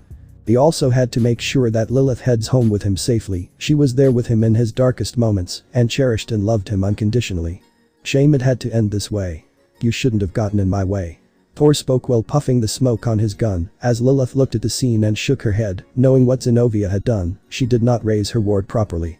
They saw a huge gate that was bearing them access, as he knew that a low-class angel wouldn't be able to get inside. However, Thor had a plan. He soon brought out his missile launcher. Thor calls this Orkan. It was AM-202 flash rocket launcher, but with the addition of a 12-round rotary magazine. The missiles were composed of the same material used in the chains that had the power of deny all existences. He soon fired the missiles onto the gate, completely destroying it. The gates were completely destroyed as Thor reacted quickly and activated stealth magic to head inside. There he knew Gabriel and Raphael were resting, and they were confident that their system will protect them. Let's go and end our first task. Lilith understood this and walked forward. As they did so, they knew that Gabriel and Raphael wouldn't even stop them due to having confidence, and that was something they could use advantage. Speaking of which, you never told me about Gabriel. What was your relationship with her aside from her being the most beautiful woman in heaven? Thor looked at her and responded. Truth be told, I barely interacted with her, and I had a feeling that she would be hooked up with Dai even without my presence. The only reason I was even summoned back was because they needed my power to defeat their current problems. Thor sighs as he continues. The office told me that the girls in Dai's harem were ever increasing, and it was only a matter of when Gabriel would fall for him, but I could care less. Why would I care for her when I have the most beautiful woman right beside me? Lilith had a blush on her face. Even after 3 years of getting married, Thor was the only one that could get her to blush, as he soon waved his hand and spoke. You coming? Lilith spoke while shaking her head, still flustered by the compliment. Why yeah. They soon reached the 7th heaven, as Lilith was marveled by how it looked and what they witnessed. Even Thor witnessed it for the very first time, as he spoke. Holy. This is really something. Lilith was about to walk forward when Thor kept a hand in front of her as she responded. Why? Thor soon brought out a small illusion device that he brought with him. He soon showed that the place was filled with several magic detectors that would cause some problems. Thor soon explained. This place is booby-trapped. They managed to protect the system using several encryptions and protections that when once triggered, they not only alert the entire heaven to the intruder and informing them that someone has infiltrated the system, but also teleporting them away. Lilith breathed a sigh of relief. Her husband had rescued her again. Thanks. Thor only gave a smile. He was happy that Lilith was alright. He soon changed into a serious tone. Now our main focus would be to disable these lasers. That is going to be a small problem for me. Using several chains, he was able to find the switches and he was able to disable them. Once they were in the clear, Thor spoke. We can move inside. Lilith spoke in response. So what do I need to do? Thor looked at her and responded. You have to make sure that no one tries to stop us. I have a gut feeling that they will find Griselda and the other's corpse and try to stop us. I see. Lilith knew what she had to do. She started to create a very strong barrier. It would take some time to set up, but she had to guard Thor while he was working on the gear system. Ddraig then spoke. Partner, listen, in order to sever the connection with the system, remove all information and restriction that system would put on my gear that the system normally would have. You already did so in your old world, but to sever the connection completely, you must add it in the system itself. Sacred gears are designed to work based on what the wielder thinks and feels. That means all you have to do is sever the connection inside the system. You know what you have to do, right? Thor only gave a grin as he responded. That means I have to break the system. Thor immediately started to work on it. He located the boosted gear relatively easily as he started to wipe out all the data that was present. However, as soon as the progress started to appear, the alarm started to buzz, revealing it to be the work of an intruder. Shit. I need to act fast. Thor decided to use the boosted gear to increase the speed of the erasure of the data. He looked at Lilith as he could see the angels pouring in from the other side, which included Gabriel and Raphael. Thor noticed this and threw a barrier artifact that prevented teleportations.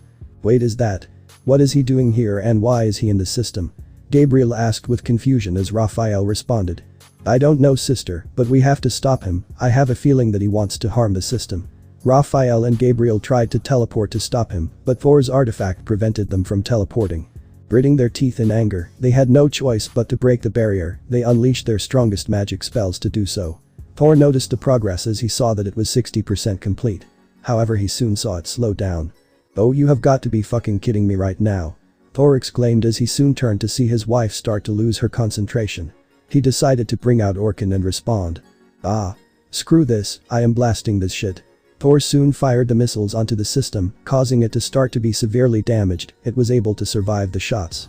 Getting annoyed, he had to act quickly. He soon remembered that he had a USB port device. It had a special virus meant to screw with any magical device. This would act as his plan B. Thor, I can't hold it for much longer.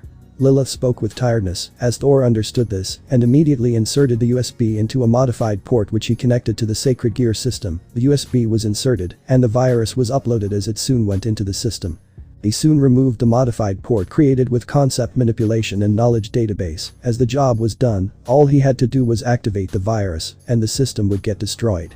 Lilith soon started to lose consciousness as Thor rushed to his wife and helped her in maintaining the barrier. She looked at her husband weakly, yet in relief. She had a distinct memory during the war against the church. Years ago, she and Thor headed for a mission, however their mission started to turn south when the heroes ambushed them, almost bringing them to their limits. Lilith was ready to sacrifice herself to save Thor, but the latter refused to do so and fought against all the heroes. He protected her without hesitation while confronting the heroes and managed to kill all of them, protecting her from the church. That was the day she developed feelings for her now husband. Despite this, even if they saved themselves, they still had to retreat due to the church forces increasing. They had managed to escape. While getting the location of the church's forces, much to Thor's and a certain demon lord's happiness.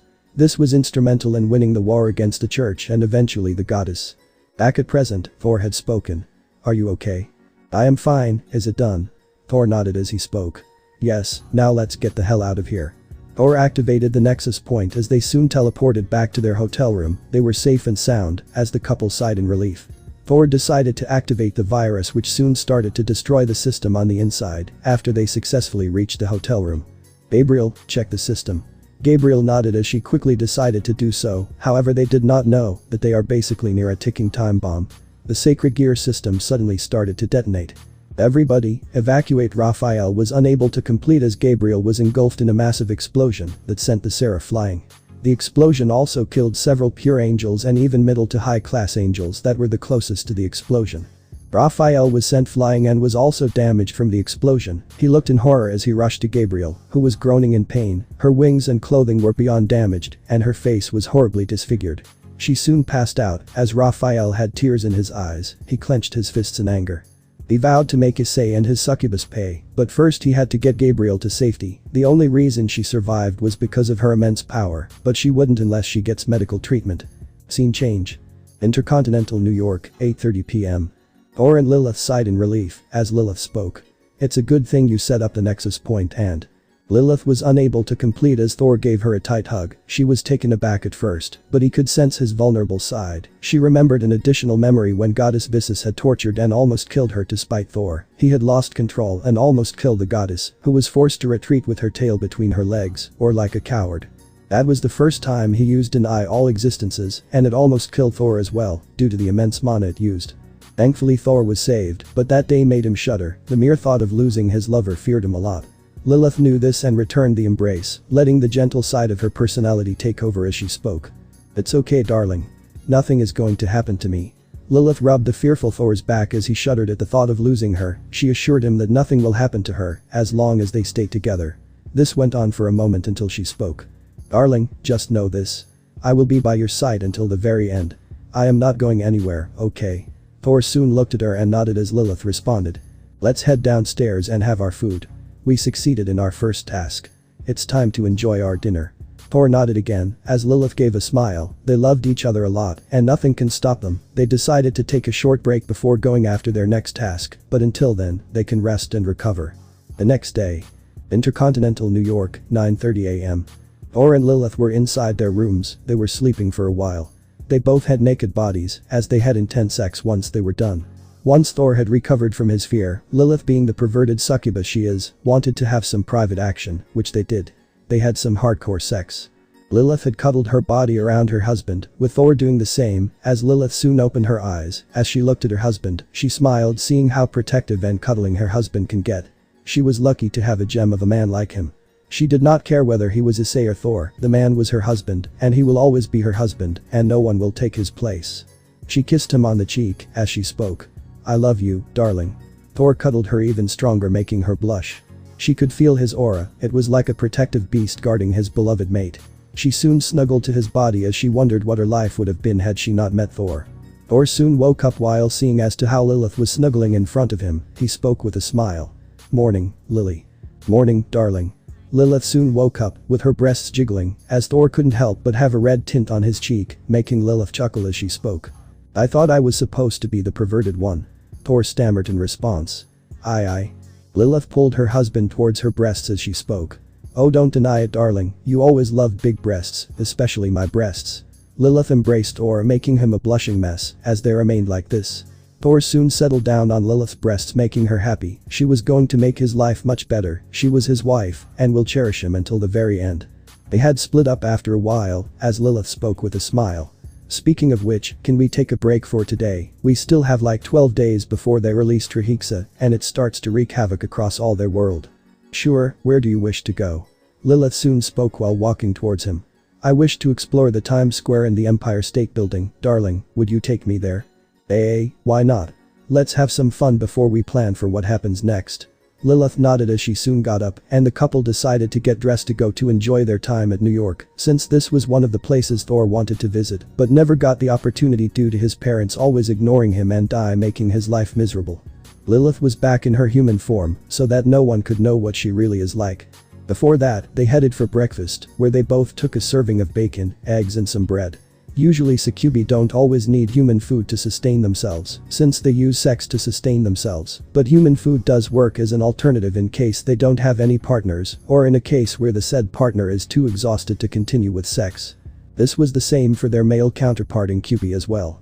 This trait allowed them to even survive with less food for them, or when they go for long sex marathons which can last for hours. Speaking of which, how do you think the factions would be taking their families' demises? Thor only responded with a laugh. It won't be pretty. If anything, they would be grieving the demises of their loved ones. Additionally, with the Chaos Brigade attacks in my presence, they will be too stretched out to even know what we are planning to do. So while we travel around and enjoy ourselves, they will be suffering." Thor spoke mockingly as Lilith sighed, knowing how much Thor detested them for what they had done to him in their past life. "Darling, do you think they would know about our intentions?" Thor shook his head, confident on knowing exactly what they are thinking. "Not yet. I have a feeling that they will soon, if they are smarter, but now, they would be grieving their losses. Some would want revenge against me for what I did to their loved ones." "I see. So what was your relationship with this Irina you once called a childhood friend?" Thor looked at her and took a deep breath. "At first, I actually thought she was a friend, a true friend, and someone that will have your back and help you no matter what happens. She was someone that I would have once called her friend. But, here is what happened." Thor explained to Lilith as he revealed everything that happened in the past. "You see, we were inseparable, and very good friends. If anything, I used to share my secrets, and she used to share hers as well. However, when I met her a second time." Thor spoke sadly as Lilith had a bad feeling as she responded. "But when we met after years of separation, she was ignorant and often avoided me. I tried to know why, but she never answered." But I overheard their conversation between her and Dai, and I found out that she was never really my childhood friend to begin with.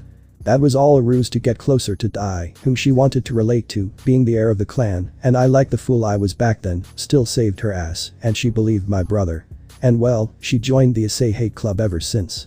Thor spoke coldly and sadly as Lilith looked at him with a solemn attitude as she spoke. I see. Thor looked up and spoke. Well, that was the life of Issei Hyoudou, not Thor Regus. He died the day he was betrayed, but if I was not reborn as Thor Regus, I would have never met someone like you, or even had loving parents and a sister like the Regus family. Lilith looked at him and smiled as she spoke. I guess, yet those heathens will be shocked once the truth comes out, right? Thor shrugged in response as he speaks. I could care less, even if it comes out, they made their choice and would be facing damnation regardless. After all, you know what they say, the devil was also once an angel. Lilith nodded in agreement as she spoke. That's true. Anyways, let's change topics, we should enjoy our day. Thor nodded in agreement as they finished their food and headed inside to get dressed up. They were going to have an enjoyable day, no matter what happens. Scene change. Seraphol Memorial Hospital, Underworld, 2:30 p.m. The actions of Issei Thor had spread like wildfire, and everyone knew what he had done. The destruction of the sacred gear system had devastated the angels, which meant that they did not know if the sacred gears had awakened or not, they didn't even know where it went. However, the worst affected was Gabriel, as even she would have healed herself, she would still be in the hospital for days, if not months recovering. The explosion destroyed her wings, body and scarred her face. The worst part was that even if she recovers, the burn marks and scars on her body and face will be permanent. Additionally, healing magic would take months to even recover Gabriel to her fully restored state. Phoenix tears are useless and cannot recover organ loss, and Gabriel's wings can be considered as an organ as well. Michael and Uriel, the ones that were absent in the Heavens invasion, were furious beyond belief on what Issei had done to their sister, as well as many of their angels. The worst damage that was done was to the sacred gear system, it cannot be recovered at all, they hated that was happening, and were worried that it may affect the other sacred gears, but thankfully, it did not. But that was not the end of their miseries. Like mentioned earlier, many angels perished during the explosion. However, several of them were pure angels, not reincarnated ones.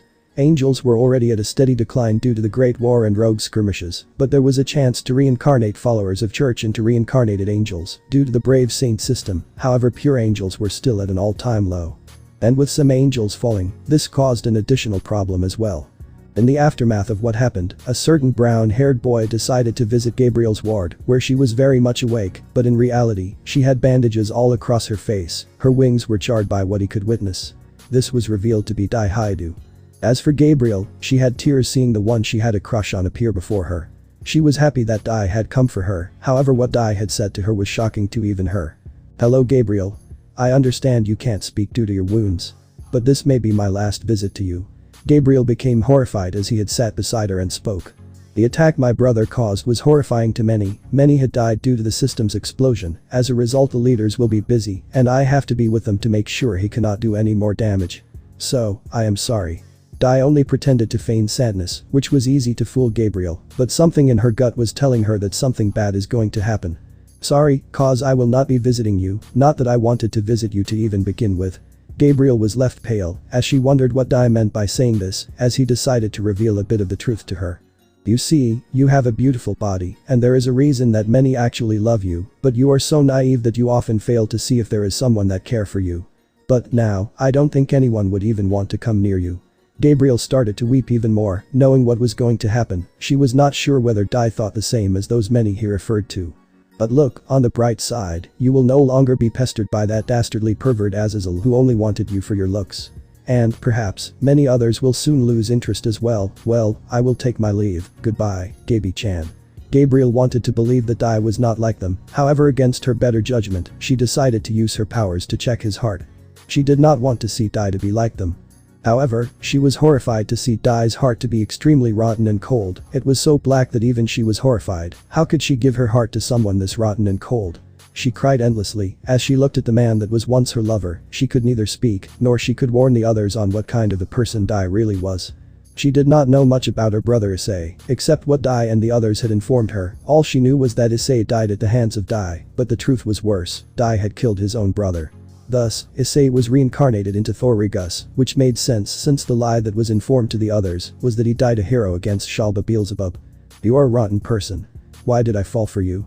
Gabriel thought, devastated. She had a feeling that she will fall due to her guilt, but it did not matter anymore. The only one she loved turned out to be extremely rotten, who will even kill his own brother to gain an upper hand. Now she wouldn't have a lover for a long time, or at least for a very long time. Back with Dai, he was walking towards the faction leaders. He did his task of visiting Gabriel. Although he couldn't tell that he loved her for her body, he knew this would hurt Gabriel the most, for a very long time, since many loved her for her body. Prom also remained silent yet angry. There was nothing he could do but watch, as like the parasite he was able to weave his way into other people's hearts and toy with them, as they helplessly watched, unable to do anything. Scene change. Bremery Mansion, Underworld, 3:30 p.m. The leaders had all gathered to discuss on what Issei had done in the aftermath on the assault of Heaven. Those that were absent were the ones in the hospital receiving treatment, like Ria's Gremory.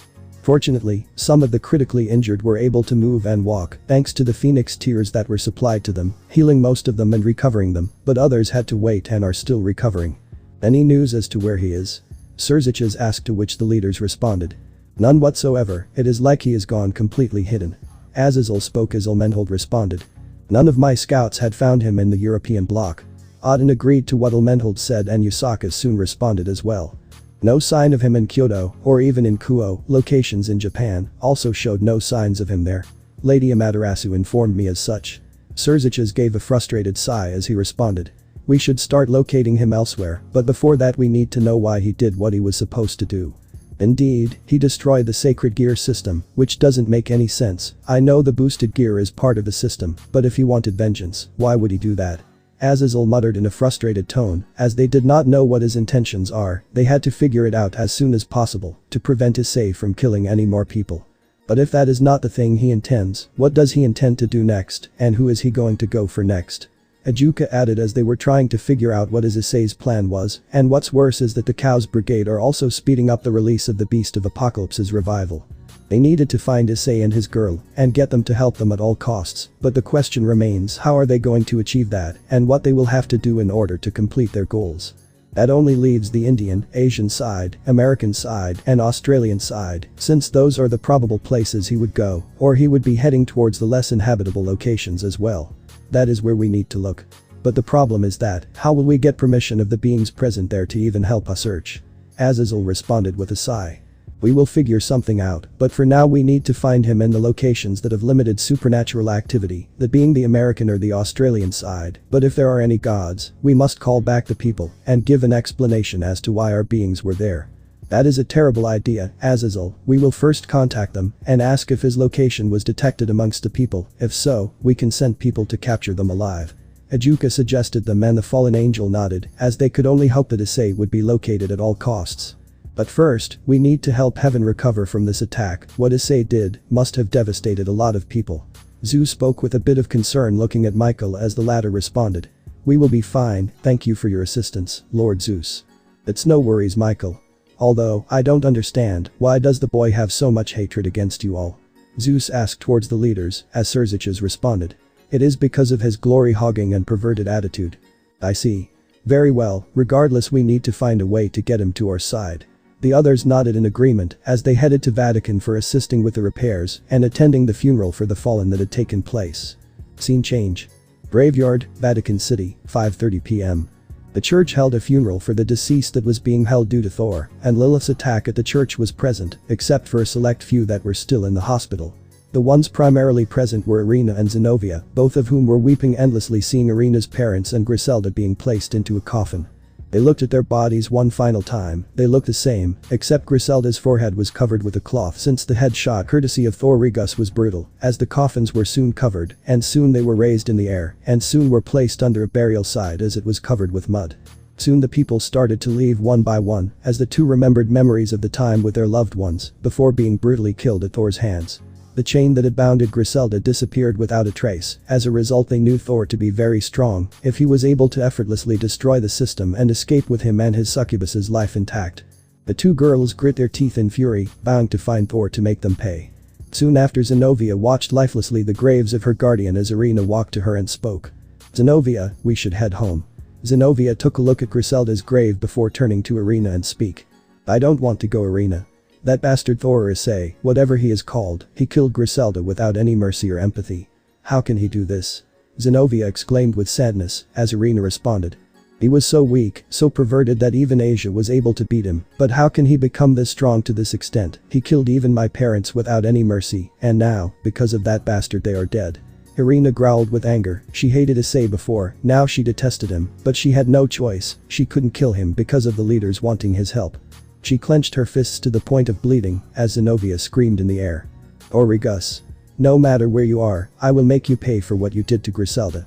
Mark my words, I will make your life as miserable as possible. Zenobia screamed with all her might as she was weeping. Irina kept her hand on Zenobia as she responded. You are right on that, Zenobia, we will make him pay for his crimes, he will not escape from us ever again. Irina growled as Zenobia nodded. They soon left the graveyard, but not before taking one last look at the graves before leaving the place. Scene change. Times Square, New York, 9:30 p.m. Achoo. Thor sneezed as he rubbed his nose, as Lilith spoke with concern. Are you alright, darling? Yeah. Feel like somebody is talking about me, oh well. Thor spoke with a shrug as they were heading home. Thor wore a casual black t-shirt, a green jacket and track pants. The jacket was left open, and he wore black matching shoes with it. Lilith also wore casual clothing, she was still in her human form. Her clothing comprised of a tight black t-shirt, white stylish jeans, and white heels. The couple had first went to the Empire State Building as they looked around at the top side of the place. Lilith could have easily flown to the top, but she couldn't reveal her succubus side to the world, not to the human world as it would get unnecessary attention. They checked the view of the city, and the couple enjoyed every location of the place. Lilith even had brought some souvenirs for their family back home. They soon headed to several locations, to see some special locations like the Smithsonian Institution to name a few. They did avoid those people that dressed up like mascots, since Thor was warned by some good people that they are known to harass travelers and ask for their money, so they avoided them. They visited many local shops, and even some hot dog stands where they enjoyed having the food of that location. All in all, they loved the location. Lilith even wondered if she would get a chance to visit that place, since there is a high chance Trahexa will destroy everything. They even went shopping, where Lilith, like many women, went on a spree, and Thor was forced to carry all the clothing. She even brought some for Amora, herself and her husband, as well as her in-laws, parents and younger sister as well. Yes, Lilith also had a younger sister of her own as well. Eventually they were done and were heading to the hotel, where Lilith had spoken. Darling, what do you think? Should we add some of the places in our world as well? We should, I too like New York a lot, and we should probably begin expanding in our kingdom as well. Thor responded in agreement as Lilith spoke. Oh, this reminds me, remember when we went on our first date during when the war was going on? Lilith spoke with happiness as she remembered the date that had taken place during the war between the demon realm against the church as he spoke. How can I forget the date that solidified our relationship even more? I still remember that back then you had very poor choice in locations. Lilith pouted in response as she spoke. Come on, that tavern was so good, it was perfectly conditioned and even had what many men wanted. Thor shook his head and spoke. No, the food was bland, and I didn't even like it at all. Lilith also couldn't deny the fact that the food was bland, and even she hated it. She also agreed to not go there again. You still on that, darling? Lilith spoke annoyed as Thor looked at her. He couldn't see her sad as he pulled her towards him and held her hand. Probably, but then, you decided to follow my lead and we had fun, didn't we? Yeah.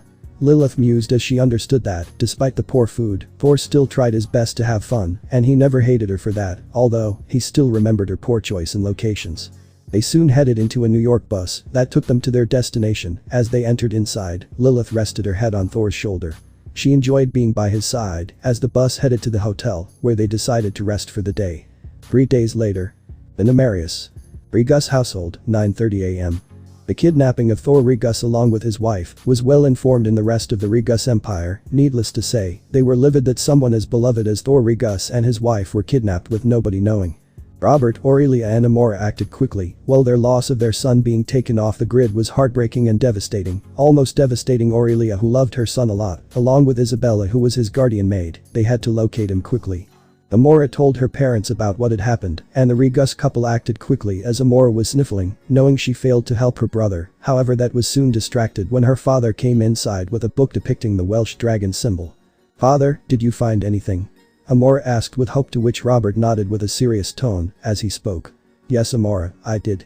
I know exactly where he can be. Please tell me. I blame myself for not having strong magical ability to save Big Brother. Amora spoke with tears in her eyes as Robert hugged his daughter and spoke. Amora, don't blame yourself, you tried to save him, and I know Thor, he will be fine wherever he is and come back to us. Amora sniffled as she nodded. She believed her brother will come back to them. As she looked around, she then asked, "Where is mother?" Amora asked, to which Robert splits up and speaks. She is currently talking with the other races, calming them down, and explaining that Thor is fine. Some of them believe it is the church that is responsible for their kidnapping and want to go to war against them, but I doubt that is the case. No, I don't think that is the case. Where is brother? Amora asked with a worried tone, as Robert sat down and explained. Your brother wrote his past experiences in a diary after he had revealed his past to us as Issei Hyoudou. Do you remember that fateful day? I do, father. Amora responded with a growl, remembering the suffering her older brother went through. Thanks to the sorry excuse of his siblings, she would personally torment Dai if he ever tried to show his face here. What many don't know is that Amora is not just some standard noblewoman. She was as skilled as her older brother as a fighter. Sure, she may not be blessed with the abilities Thor has, and unlike Thor, she does not use bullets or modern weaponry like guns or rocket launchers. Instead, she uses plasma blades that were strong enough to even cut through enchanted steel armor, and Amora was personally taught this by her father and even surpassed him in terms of sword fighting. That is why, here, take a look. Robert explained while flipping the pages of a book depicting drawings of certain stuff that his family and descendants can read. In an event, the supernatural worlds do find their world and decide to want an alliance. This was more or less a warning, such that his descendants don't get fooled by their plans. A certain magic circle was shown which made Amora widen her eyes in shock. It was the exact magic circle responsible for the kidnapping of her brother. You do recognize it, don't you, Amora? Amora looked at her father and nodded. Indeed I do. This means the Gremory clan were the ones responsible for their kidnapping, and they had a reason why he was taken back. Robert spoke. He had anger in his voice, knowing these people were responsible for Thor's kidnapping. As Amora was seething, she was beyond livid that these bastards are still at it in ruining her brother's life. Father, what should we do? Robert spoke with a serious tone. Our first priority will be to protect the kingdom, since the church will be to attack us. Given Thor is gone, they will want to take advantage of this. I understood. I won't let the kingdom my brother worked so hard to build fall into ruin. I shall protect it in his absence or die trying. Amora spoke coldly and seriously, as Robert was concerned yet proud of his daughter. She was a completely different person when Thor was in danger or when he was not there for her. Amora may seem joyful and friendly to many, including her friends, family and colleagues, but if there is anything that she has common with towards her brother, it is her ferocity and lack of mercy. She is shown to be utterly ruthless to those that even think of harming her kingdom. Even Robert would do the same. He is the creator of the Regus kingdom, a kingdom that would have taken eons to develop and reunite, but Thor managed to do it. Scene change. In the DXD world. Intercontinental New York, 5:30 p.m. Thor and Lilith were in their room. Lilith watching some Rick and Morty while Thor was working on the Nexus Point, since today would be the day that they would head to the underworld. Lilith then exclaimed, "Darling, look." Thor turned around to see Lilith laughing at a joke as she exclaimed while pausing the viewing. "Look," Rick turned himself into a pickle. "Funniest thing I have ever seen." Lilith was controlling herself from laughing out loud. Thor also looked at the scene amused as Lilith soon turned to see the Nexus Point be setting up to be, as she soon asked, realizing what this meant. "Thor, we are going again tonight?" Thor snapped out of his own amusement and responded. "Yes, Lily, today will be our second attack, and this time, it will be outwitting the opposing enemy. Instead of outright killing anyone immediately, we have to play smartly." "I see. So what have you thought?" Lilith spoke with a serious tone as she switched off the television to prevent herself from getting distracted, as Thor explained to her. "Our goal will be to delete any and all information that Ajuka has relating to Amarius. That is the name of our planet that we had given it." Lilith nodded in understanding, as she remembered it was a suggestion of Thor to name the planet as such. They were still a bit of a novice in space travel, and they have made their first advancement and progress in the space realm, which was the release of the first magical-based spaceship into the atmosphere. It was a space station that was designed to act as a barrier to protect their city from any alien invasions, and to detect their arrival before it is too late. This space station was the first to have people housed in it. There were several others before that, which were used for space-based experimentation, and satellite view of the settlements and locations were given. This allowed another strategic advantage for the Regus kingdom, which allowed them to detect and see incoming invasions before they can even reach the borders. Additionally, there was an additional offensive satellite system that Thor had designed primarily for raining destruction to anyone that even comes closer to 100 miles of the Regus kingdom. Not to mention, the satellites often kept tabs on the kingdoms in an event that they do reach the level of space technology and become a problem, especially with their mentality of blindly supporting the church. Ajuka often keeps most of his data in his own home, which is located in the Asterith residence, or he stores it in his lab located in Lilith, one of the two places. But thanks to Office, she informed me prior that it is located in the lab, so we have to head there, but it is not easy. The lab is protected by a special code which only 3 people know in the entire supernatural world. Lilith became a bit concerned as she asked. But, who could they be? Ajuka Beelzebub, Surzich's Lucifer and Laisha Asterith, they are Ajuka's best friend and niece respectively. Lilith spoke with an understanding tone, as she added. So will we have to fight one of them? You once told me that Surzich's and Ajuka are the 2 most strongest devils, right? Thor nodded to her and responded. Like I said, fights like this are meant to be avoidable, but if they get in our way, fights like this is inevitable. So our goal will be simple. We need to go after the weakest link, that is Laisha Asterith. I see. So do you plan to kill her? She is one of the few that is not the one that tormented you. Lilith asked with curiosity. She did not like killing, but she will not hesitate to kill those that insisted to stand in her, or in most cases, their cases. Thor responded with a sigh to her question. I will try not to, but if she gets in my way, or if she tries to harm you, I will kill her. Thor spoke in a cold yet protective tone, making Lilith understand what was going on. She knew how protective Thor can get, especially towards his family and his loved ones. Thor, know this, you can be assured that I will be fine. I know you are worried for me, but if you know me, I am not just a weak succubus, you know of my magic prowess. Thor looked at her and nodded. The people in this world are not like the so-called heroes that were present in the world.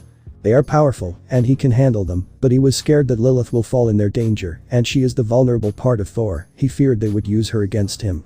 Darling, listen. Lilith spoke while keeping her hand on his cheek as she continued. You know how we were during the war, right? You always had my back, and I always had your back, right? You know I can handle myself, so you need not worry about protecting me too much. I have full faith that you will protect me, just like you have faith that I will always be there, so just know that I will be fine, okay? Thor looked at her and nodded, as he felt the warmth of his wife's palm. She knew how much he can be protective of those he loves, especially his wife, parents and sister. But he also knows that each of them can handle themselves in a battle in an event this does happen. Now let's head there and do what we are supposed to do, alright? Thor nodded in response. It was time to finish the second part of the task. He had a feeling that he would run into Zenobia Arena, but it does not matter. He will go back to his home, no matter what happens. He will wipe out anyone that stands in his way, be it his former parents, his so-called friends or even the Satans. He will destroy anyone that stands in his way. Lilith kept her hand down, as Thor continued to explain. Okay, so where was I? Yeah. The Nexus point will act the same, it will teleport the both of us back when the task is completed. I have left the main part of the teleportation back in this room, so that those bastards don't try to. Additionally, I have set the point to both of us and done it in such a way that once the deletion is completed, it will teleport the both of us back immediately, and the plan will also be different. Your goal will be to make sure that the deletion is a 100%. Alright. Understood, leave it to me, but what will you do? Thor instead gave a smile as he responded. I will keep them occupied. It is fair that I also have some fun with them, right? I understand.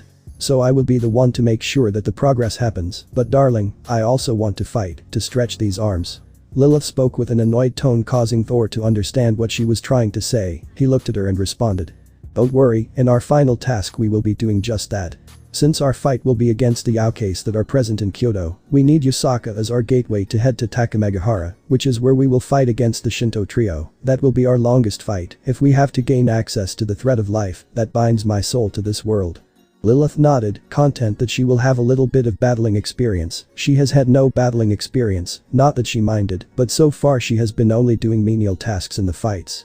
In the war against the church, Lilith was known as Thor's second-in-command, alongside Amora, as they were capable of decimating entire legions of church soldiers like it was nothing.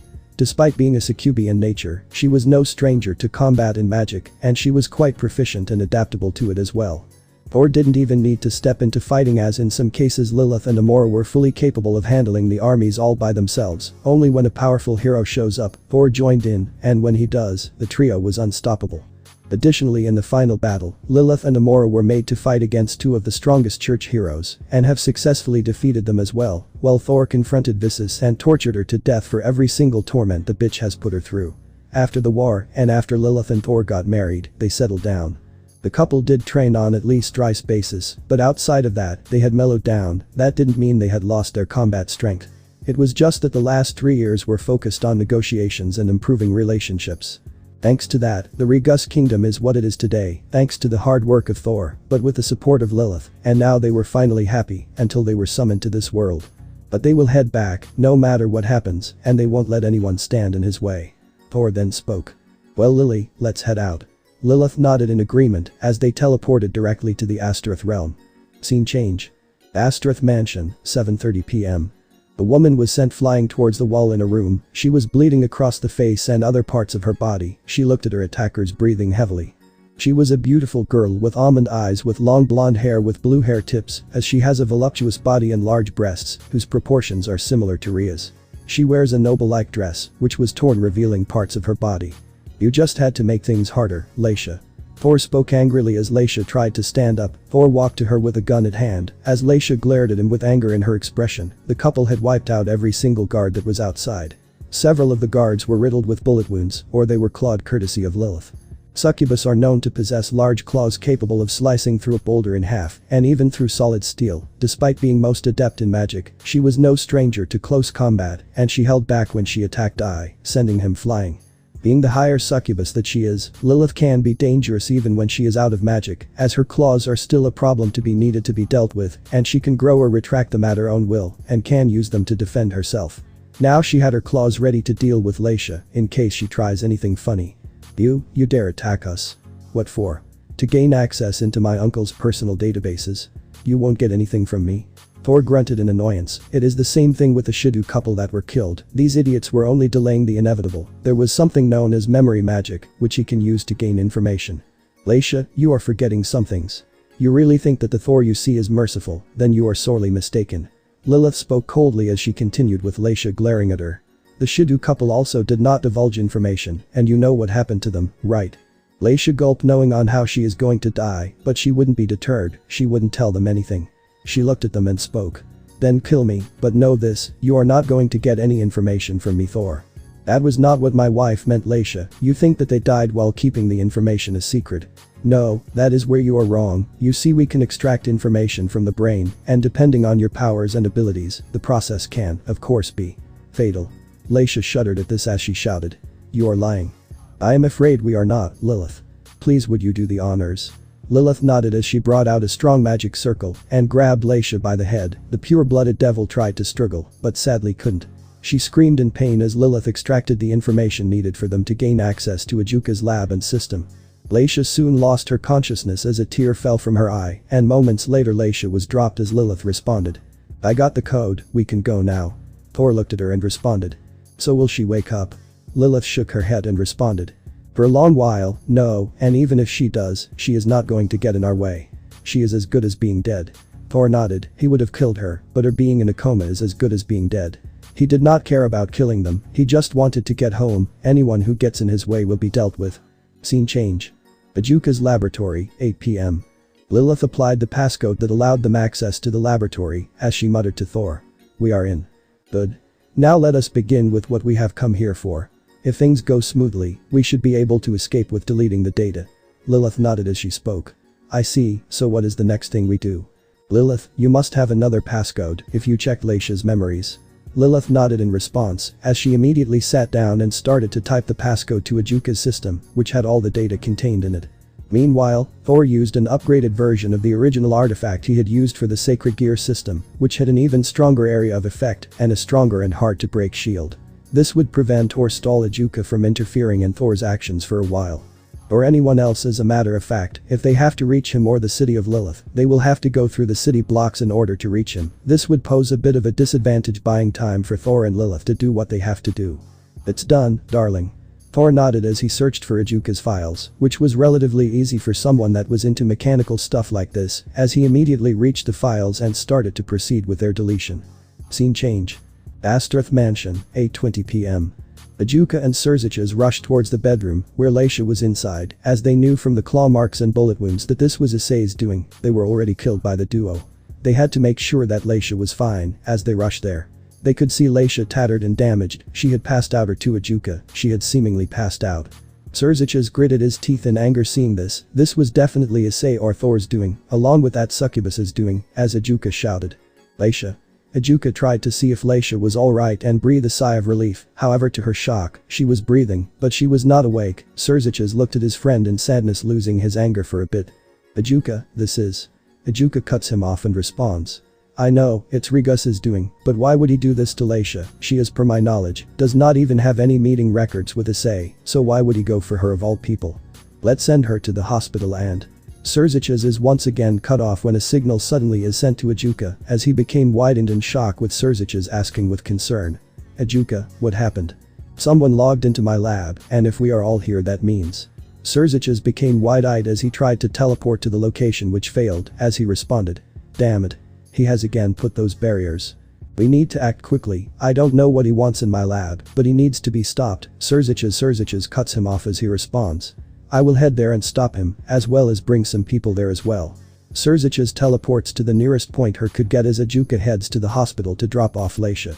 He knew that he must have done this to Leisha in order to access his lab, since only 3 people must have known this, and he must have extracted her memories to do so. He needed to access the barrier Issei had set up so that he cannot steal any sensitive data. Once he was done, he was trying to break the barrier that Issei had set up, and he grew frustrated as the jammer was much stronger than the last one. Scene change. Ajuka's laboratory, 8:45 p.m. Thor and Lilith were watching the data being deleted. They made sure it is permanent delete and such that the data can't be recovered. This was to prevent any of the factions to know anything more about their planet. The second connection was being removed and their progress was going well, faster than the one in the sacred gear system. However, Thor grunted in annoyance as he could sense someone approaching their side closer. He looked at Lilith and responded. Lily, look at the progress, 70% is done, and once it is done, alert me immediately and we get the hell out of here. Lilith understood as she responded with a smile. Leave it to me. Thor soon turned around as a power of destruction blast was thrown at his face. Thor responded by firing 2 shots using his Donner and Schlag as he turned to see his attackers, revealing a very angered Serziches, along with Irina and Zenobia. He noticed the others are still recovering or are receiving treatment. He could only sigh knowing that they must be out of Phoenix Tears due to the recent attacks that have happened in the underworld and other locations, and even with the clans stockpiling them, they have been suffering loss after loss, meaning that they had to focus on healing magic.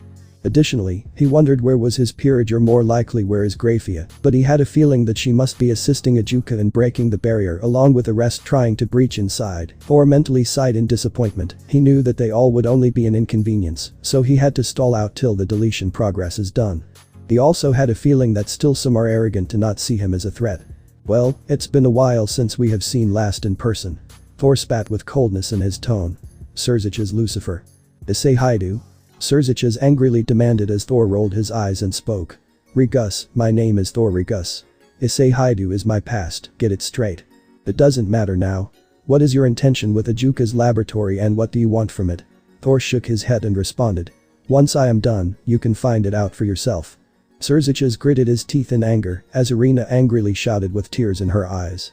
Why the hell did you kill my parents and Griselda, Rigus? Thor looked at her and narrowed his eyes and spoke coldly and seriously.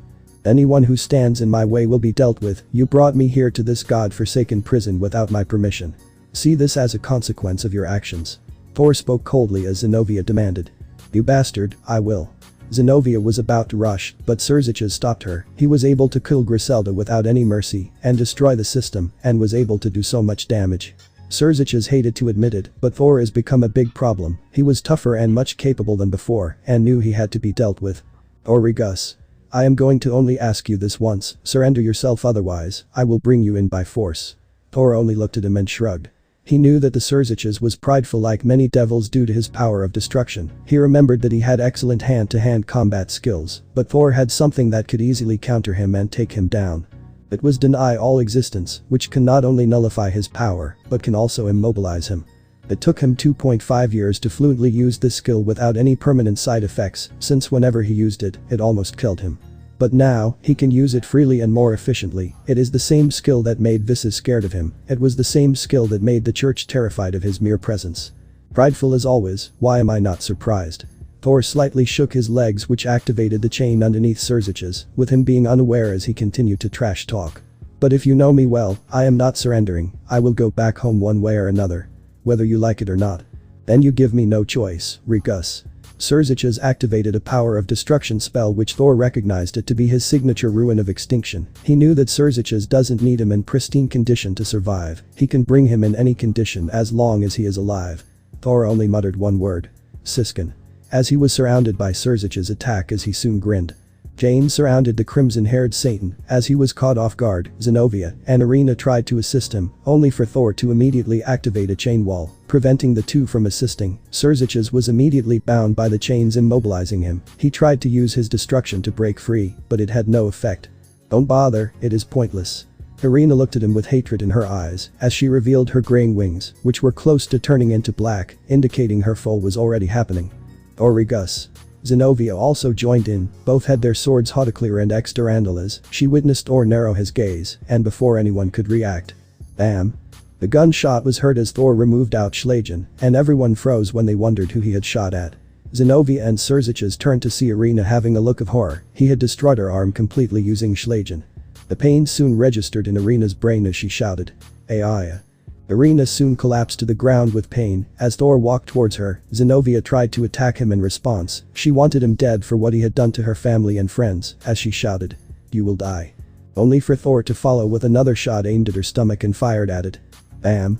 Zenobia lost her anger and had a pained expression as she looked at Thor, whose gun was smoking due to the shot aimed at her.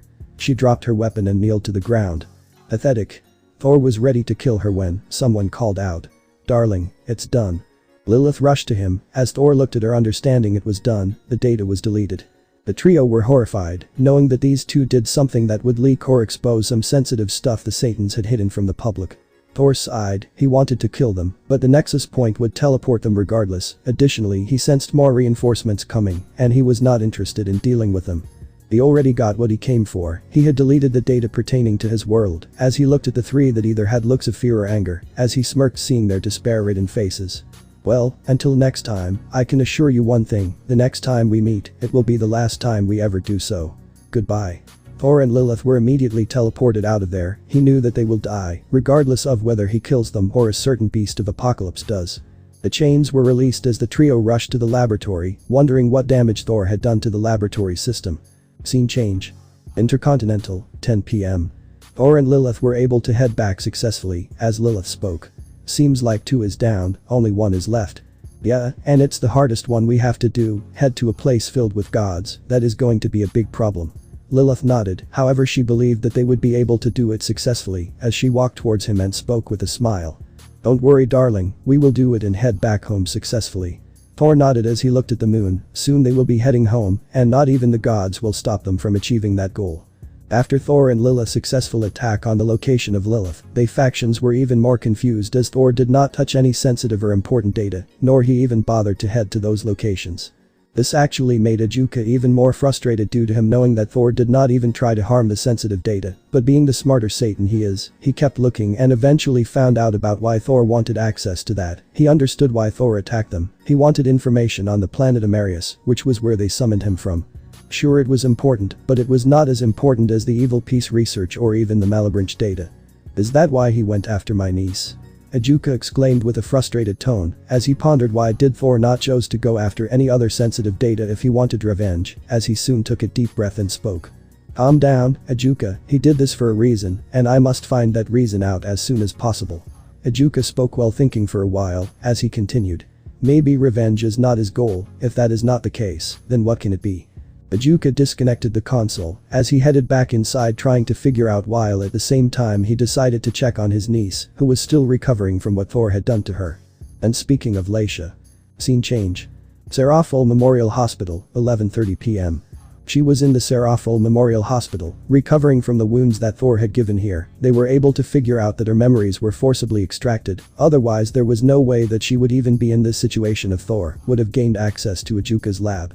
The factions can also use memory manipulation, however it is done in such a manner that it does not cause any problems for the user. Messing with a person's brain can induce several problems like forgetfulness and hallucinations, but can be limited if done in the right manner. But forcibly extracting information and transferring it to another person has a very high chance of being lethal due to the pain it causes, especially if the opposing person resists. The more they resist, the more powerful the spell becomes, and the more painful it is for the victim. Thus it can easily cause someone's death if the person is weaker, like the Hyoudou couple. For instance, Raynor was able to remove the existence of herself from every human she has ever met, thus preventing them from knowing who she is, and there were no recorded side effects due to the lack of resistance. Now let's get back to the present. Leisha had suffered several concussion and blows courtesy of the Regus couple, but that was not the worst part due to her resisting so much. Lilith was forced to increase the intensity of the spell, making it painful it becomes. This resulted in her brain being severely damaged as she could barely recover from what had happened to her. She was lucky her biology of being a pure-blooded devil and having demonic power protected her from her death, but her being in a comatose state was inevitable. Till her brain recovers, she is going to be in a comatose state for a very, very long time. Doctors estimated that she would be in a comatose for a minimum of a few months. However, they will try and reduce it whenever they can. Ajuka teleported into the hospital as a chief doctor walked towards him and asked, "Lord Beelzebub, how is she?"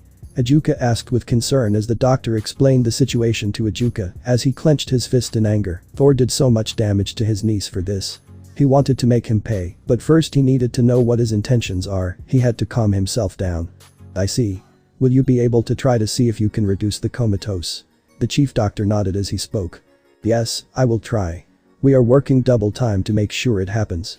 Ajuka nodded in understanding as he looked at the helpless condition of his niece. He had to know what his thought process is so that they can counter and capture him. Soon enough, 2 more people join in. The first was Azazel, and the second was a purple-haired woman with a hergless figure. This was Athena. "How is she?" Azazel asked with concern, to which Ajuka responded. "Her condition is bad, she is barely alive thanks to what Regus has done." He knew that Leisha was the weakest link on having my access, but the question is, how did he come to know of her? This was kept under top secret, but that is not the confusing part, it is what he came after. What did he come after? Athena spoke with concern, as Ajuka responded. He deleted all information that was based on planet Amarius. He had no interest in going after any other sensitive data that we had. That was why he attacked Leisha and forcefully extracted her memories. "Wait, are you serious?" Azazel exclaimed incredulously, to which Ajuka nodded.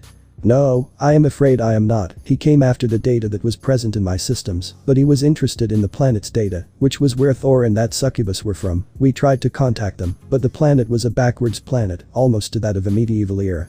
Not of the modern age. I just don't understand why is he going after the data, like what are his intentions?"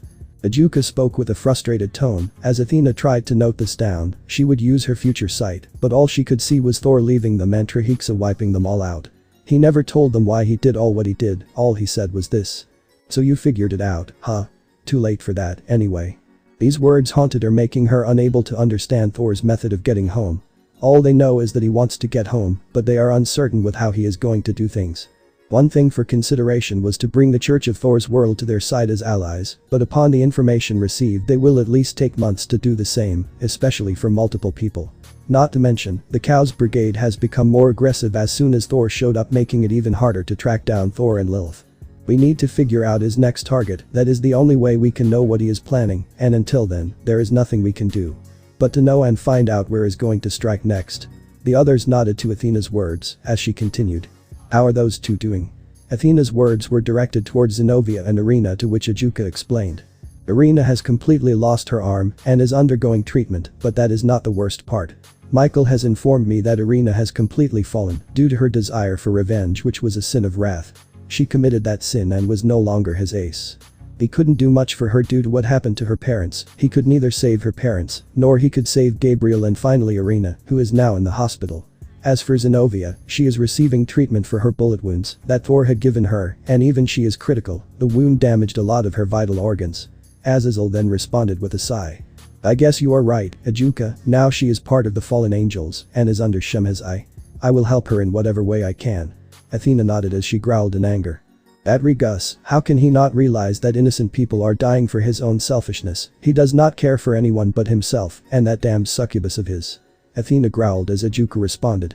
"Finding him is our priority, so we need to increase security. He can attack anywhere, but we need to recover the damage he has performed while also combating the Cows Brigade." Ajuka's words were agreed by both Athena and Azazel as Athena mused. "So it is the same as last time, right?" Azazel nodded in response as he spoke. "Indeed, I have a feeling that we will have to prepare for a very huge war, and we need to win this war if the supernatural needs to survive." Both of them nodded in agreement as they soon teleported out of there. Scene change. Time skip brought to you by Chibi Thor playing with Chibi Lilith's horns as a tick mark grown on her head. 1 week later. Intercontinental New York, 11:30 a.m. Thor and Lilith were in their room as Lilith prepared some coffee for her husband. She had grown accustomed to her life here, while Thor was preparing for the final nexus point. Earlier they had contacted their loved ones back at planet Amarius, assuring them that they are fine.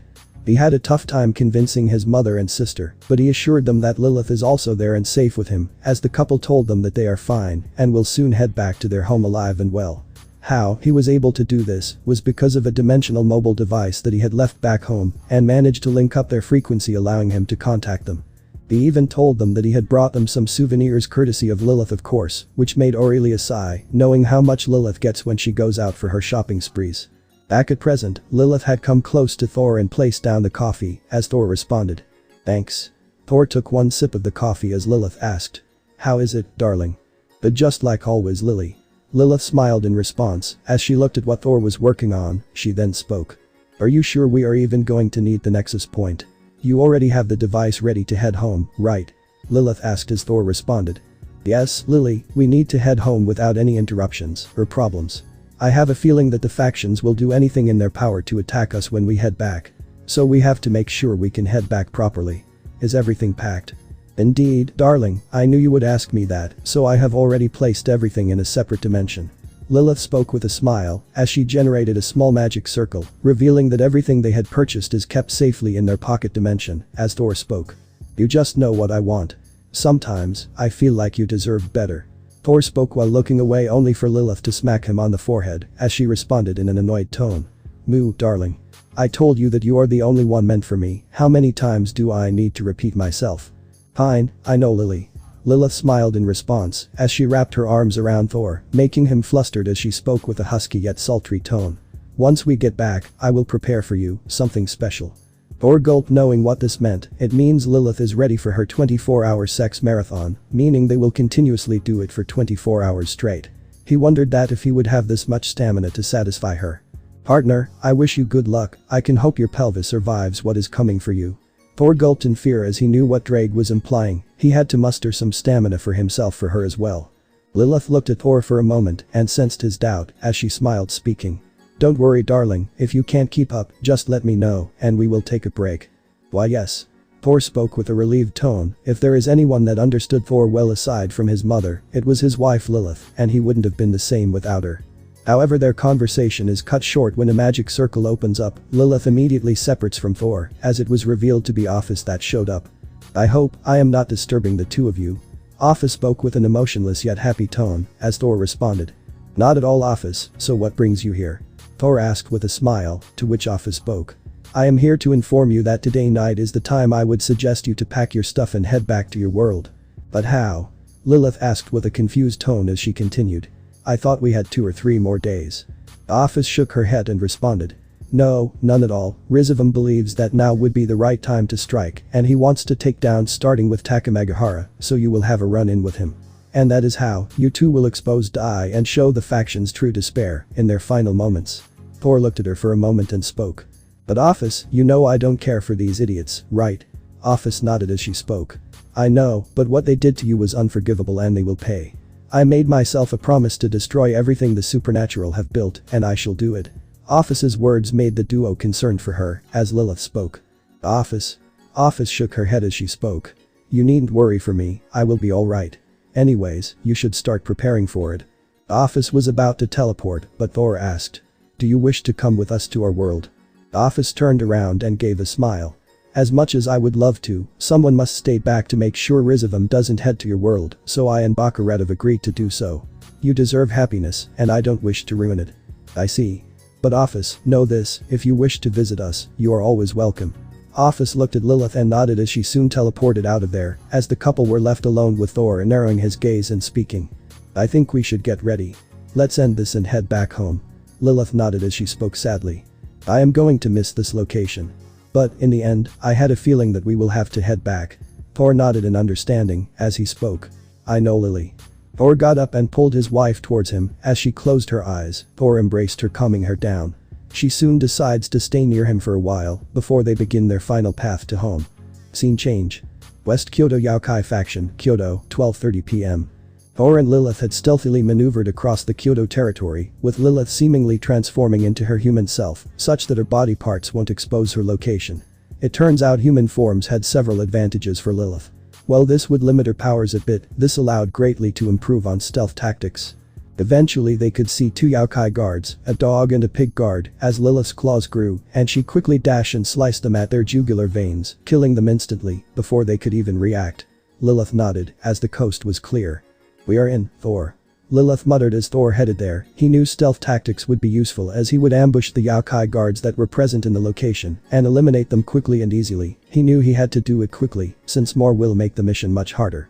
The mission was relatively simple: force Yusaka to open the access gate to Takamagahara, and only Kyuubi no Kitsune would do that, and there are only two such that exist, that being Kunu and Yusaka, the former having not been taught the trick just yet, leaving only Yusaka to do it. Thor and Lilith quickly eliminated and killed any guards that stood in their way, as well as taking down some of the rare yokai like the Tengu guards, and even go after some of the powerful ones like Kuchisakana and Nurana, taking them down as well. Eventually they were in Yusaka's personal chambers, as Thor was about to head in, but Lilith stopped him and spoke. "Listen, I have a plan." "Go ahead." Lilith spoke with a very concerned tone. "You may not like this one, but the way we know, our tactic of extracting information won't work. So what would you suggest?" Thor asked with hope. He also knew that Yusaka is blinded by hatred against him and knew that she won't open the access point, to which Lilith responded sadly. "We take Kunu as our bargaining chip, since they already see you as a villain. She will be forced to oblige. I know you are not good with the plan, but we won't kill Kunu. You are not a fan of using hostages, right?" Thor sighed as he responded. He knew that this was the only plan that they have, and they could enter Takamagahara by force, but this would alert the other gods as well, and potentially the other factions as well, thus jeopardizing any stealth missions, so they have no choice. "I see. That means, we have to use her as a bargaining chip, right?" Lilith nodded as she spoke. "Yes, darling, we have to, and I am not sure that if we can use our mind-controlling spell to do so, since she would naturally have resistance to it." "Wait. You said mind-controlling, right?" Lilith nodded as she spoke. "Yeah. No need to waste our energy on that brat Kunu, I know exactly what I need to do." Thor spoke, as Lilith soon understood what Thor was going to do. "So you're telling me that you will weaken Yusaka, allowing me to use the hallucination spell to take effect, and that way we can make the same scenario, and that way we can create illusion of her thinking that we are harming Kunu, forcing her to open the gate." Lilith spoke with a tone of surprise, as she understood what Thor was thinking. She was perceptive, and that was as clear as day. "Indeed, Lilith, I know you hate using hostages, and I could see that in your voice. But you figured out what I was thinking." Lilith looked at him and nodded, as she gave a sad smile, as Thor had held her hand and spoke with a smile. "That's my wife, the woman I fell for." Lilith had a blush on her face, as she nodded, understanding her husband. "Let's end this and go home." Thor spoke with a grin as Lilith responded. "Yes." Lilith decided to hide as Thor barged inside. As Yusaka looked in horror, she was in her shrine maiden clothes, as she shouted. "You, how dare you barge inside here? You bastard." Yusaka was ready to incinerate him as she flung two foxfires only for Thor to evade them. His goal was to wear them down, however if she would transform into her giant form, Thor had denied all existence ready for her. He immediately responded by forcing two shots at her as she used her foxfire to damage the bullets. He immediately cleared his guns and replaced the bullets with specialized bullets as he started to aim at her. "It's pointless." Yusaka raised her hands, generating a strong firestorm at Thor, ready to incinerate him, but keep him alive, since in her eyes, he basically came to her alive. That didn't mean that she would be holding back, she would still keep him alive, since she needs him alive. But that didn't mean he needed to be in pristine condition. However, Thor knew this and narrowed his gaze, almost regretting saving her in Hyoudou all those years ago. For Yusaka only months may have passed, but for Thor, several years have passed. He knew what he had to do. He immediately fired the shots, as the shots went through the fire and aimed straight into Yusaka's torso, making her stagger in pain. Sensing an opportunity, he immediately brought out Orkan and started firing missiles at her, causing her to use a magic circle to block it, but the first ones destroyed it, while the second ones exploded on impact. She was sent flying towards the bed, crashing onto it. She tried to get up as she glared at Thor. Her clothes were partially tattered, while she had some bleeding wounds on her face. "I am impressed, you do have some durability to survive weakened missile shots." Yusaka gritted her teeth in anger, as he could see how pathetic she looked. He shook his head in disappointment that he wasted his time in even thinking about saving her, and should have left her in the hands of the hero faction. It's no wonder the hero faction actually managed to capture you with ease. It is really disappointing. Yusaka was furious. This former weakling and disrespected man not only looked down on Dai, but also was constantly letting innocents suffer due to his selfishness. She was going to bring them in one way or another. She decided to transform into her vulpine fox form. Thor noticed a glow generate on her body as he exclaimed, "I am not going to let you do that." Thor immediately generated chains which immediately bounded the weakened Yusaka and made her kneel in an upright position. She felt her powers no longer accessible to her as he spoke. "It seems like you won't break like this. I know just what I need to do." Thor spoke with a dark grin as Yusaka for the first time in her life felt true fear. She could no longer feel her powers and was powerless in who she saw as a monster. He immediately got a gun and started whipping her with a revolver. Her face was constantly being sent flying in different directions as she spat out blood or saliva with every blow he struck her with. The sound of metal hitting her face being heard across the room. This went for 15 to 20 minutes as Thor vented all of his anger on Yusaka for her treatment as he stopped when she saw her face completely damaged beyond recognition. He had to make sure she does not pass out or worse, dies. During this, a magical orb flies onto Yusaka. He looked at her almost on the verge of tears due to the pain as he spoke. "I would love to kill you, Yusaka." Thor spoke coldly as Yusaka started to shudder at the thought of dealing with a monster as he spoke. "But I need you alive. I have some use for you after all." Yusaka had an idea on what he is going to do and she couldn't do anything, but what Thor said surprised her as well, due to the rumors. "And no, don't even think I need you for your body. I already have a way better body and looks than you as well." Thor's words made Yusaka relieved but angered. She knew who he was talking about. "You're right, darling." A voice called out to the two. Soon enough, the said person also returns as well, as she brings with her the hostage that Thor wanted. While Thor saw Lilith walking towards him, Yusaka saw something completely different. She could see Kunu being used as an hostage as she had her claws at her throat as Yusaka shouted, "Let Kunu go, you damned succubus." Lilith did not respond since she was not technically talking. It was due to Lilith who had used hallucination on Yusaka when Thor kept whipping her with a gun. "Darling, you need to speak, leave the rest to me. Else the act will be ruined." Thor nodded as he spoke. "We will leave her, open the gateway to Takamagahara, then we will spare her." "No, please." Yusaka spoke with tears falling from her eyes. "I beg of you, she is the only thing I have. We have no intention of harming her, but you gotta do as we say, or things won't be pretty." Thor exclaimed as he motioned Lilith to manipulate the illusion, making the claws start to hurt the fake Kunu as she whelped in pain. Thor secretly weakened the chains, allowing her to use the access to the portal. "Fine, but please, spare her." Thor and Lilith smiled on realizing how easily they fooled the fox, with Thor being the happiest seeing Yusaka grieve as she opened the portal to Takamagahara as they could see what kind of a place it is. "It's opened, now release her." Thor shook his head and spoke. "No, we won't. We said we will spare her, not release her. We will be taking her as a hostage, such that you wouldn't change your mind or trick us." Yusaka gritted her teeth in anger as Thor restored the chains on how it was supposed to be. Both Thor and Lilith headed there inside the portal as they successfully entered Takamagahara. Meanwhile, Yusaka was back crying, knowing full well that she has been defeated by the two. As Thor used his chains to seal the entry point, the two walked forward as Lilith disabled the illusion. They decided to finish their final task. Thor removed his chains as Yusaka could feel her power restored. She was too bloodied and beaten to even move as suddenly the real Kunu showed up along with several Tengu guards. She had heard the noises of metal hitting as she rushed as soon as she could. She then exclaimed with horror, seeing her mother's bloodied state. "Mother." Yusaka was surprised to see her daughter if they went with her, as she soon realized what the couple had done. They tricked her into thinking they have gotten Kunu, while she was never there to begin with. She was furious at this, as she immediately acted upon this. "Kunu, contact the factions and die." Thor Regus was the one responsible for this, and has headed to Takamagahara. "We need to stop him before he does any damage to that realm. I will try to contact the gods and goddesses there to subdue him as soon as possible." Kunu nodded as some of the healers were healing Yusaka's face. They had to act quickly, as they still haven't figured out why Thor or Issei went to Takamagahara, and they had to act quickly, otherwise this can be a problem. Thor and Lilith were walking across the fields of Takamagahara. They marveled at what kind of a place heaven was for them.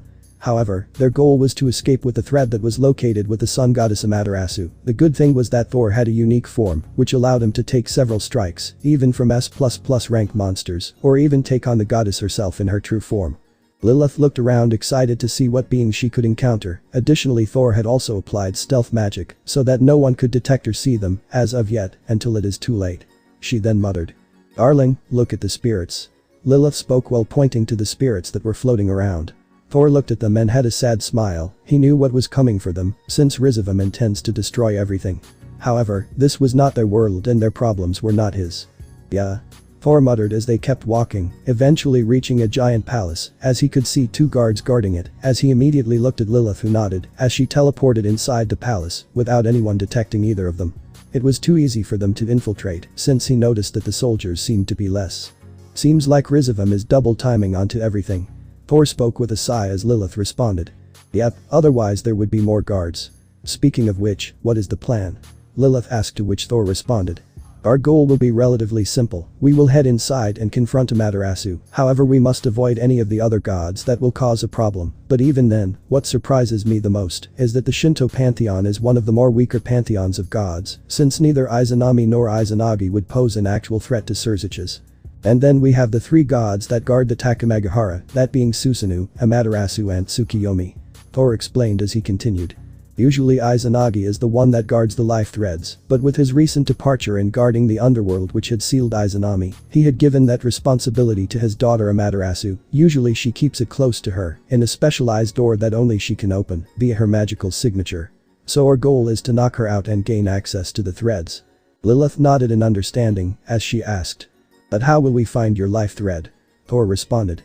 My soul will link to the one that is here. Office informed me that Amaterasu wouldn't normally be an easy opponent, but if someone can take on Surziches, Amaterasu will be easy. And it would be nice to finish this as quickly as possible. I see. Lilith spoke as they both headed inside, stealthily moving past the guards. Eventually reaching Amaterasu's chambers, they knew that they had to fight against her if they had to escape from this place. Scene change. Underworld, 3:30 p.m. Azazel and the other leaders were shocked to know what Thor had done to Yasaka, as many expected Thor to kill off Yasaka due to his mutual hatred for them, but he once again proved them wrong, as Azazel and Ajuka thought for a moment. He first destroyed the sacred gear system. The next thing he did was delete all the data relating to the planet. Now he heads to Takamagahara, as Azazel and Ajuka along with Athena rack their brains, only for Athena to come up with a horrifying realization as to what or how Thor intends to return to his world. Now I know why he did all what he could do. He wants to return home, but his method, it is completely different from what we had assumed to be. Athena spoke with horror, as many were surprised by this. Soon enough Surziches asked. So what is it? Athena then explained. He first destroyed the sacred gear system, right? The others nodded, with those from the angels gritting their teeth in anger, remembering on how Thor had destroyed the system that the biblical god worked so hard to complete, as Athena then explained. Destroying it would sever the boosted gear's connection to the system, and I doubt Thor intended to destroy the system at first. He only started to destroy it when his partner was under danger. Athena looked at Raphael, remembering the detailed report he had made just a day or 2 after the attack, as the audience nodded in understanding. Even Azazel and Ajuka realized what he is planning to do now. They had to stop him, otherwise they can't summon him ever again. Even if they try to bring or ally with the beings on that place, this was not going to be possible, since Thor deleted any and all data belonging to that place. Ajuka was appalled at how smart Thor Issei really was. He presumed him to be a dumb and glory-hogging man, but he was really smart with forward planning and quick and precise attacks. The second thing he did was delete all of the data belonging to planet Amarius, which was Thor's planet when Issei was reincarnated as Thor, along with the boosted gear. This was the second plan he did. He took out any and all possible knowledge we had of the planet, so that we can never use it again. Athena explained the second part, making the audience start to realize on what Thor intends to really do with the next attack, which was infiltrating Takamagahara. That means he intends to. Yasaka spoke with horror. She hated to admit, but Thor had some moral compass for not harming her daughter in reality, and only putting an illusion of showing that he was going to torment her daughter, or even kill her if she does not comply. She hated the fact that she was so easily deceived, and this time, she fell for it, unlike last time, where Issei only lied to her, but she was convinced that he was truly lying. Indeed, Lady Yasaka, that is why he did what he had to do, using your weakness for your daughter to access Takamagahara, and the worst part is, he is already attacking her as we speak. Athena explained to everyone who now understood what Thor really intends to do, as she continued. He plans to sever his life thread, the same connection that bounds his soul to this world, since once he does that, nobody can summon him back here, and he will head back to Amarius once this is all over. The faction leaders now understood what Thor intends to do, as Surziches quickly responds. We need to alert Amaterasu-sama about this. Thor needs to be stopped. If he can't, then there is no way we can use his help. Surziches declared, as Yasaka immediately tried to do so, as she widens her eyes and responds. Amaterasu is unresponsive. The faction leaders became horrified upon learning what had just happened. Thor had succeeded in severing his final connection to this world, as Odin responded. We have to head there. Fast. Odin's words made the others nod, as they immediately teleported to Kyoto. They had to stop Thor, otherwise any and all hope they had was lost. They also took all members of Team DXD with them, as more allies would help them, and this included the Hyoudou family as well. Scene change. Akamagahara, 20 minutes earlier. A fit and beautiful young woman around Irina's age, and long black hair. Her hair is in a ponytail tied in a red bow at the bottom to prevent it from freely moving. She wears the standard clothes of a Maiko, a Japanese priestess. This was Amaterasu, the goddess of the sun. Unfortunately, she was bounded by several chains that inhibited her ability to move or use her powers, making her an ordinary human. The two attackers soon walked towards her, with Lilith being the first attacker and Thor being the second attacker. She soon spoke her words to Thor. Curse you, Rikus. She passed out as Thor released the chains. She had taken heavy damage due to being suddenly ambushed and attacked. The chains prevented her from using her power at all.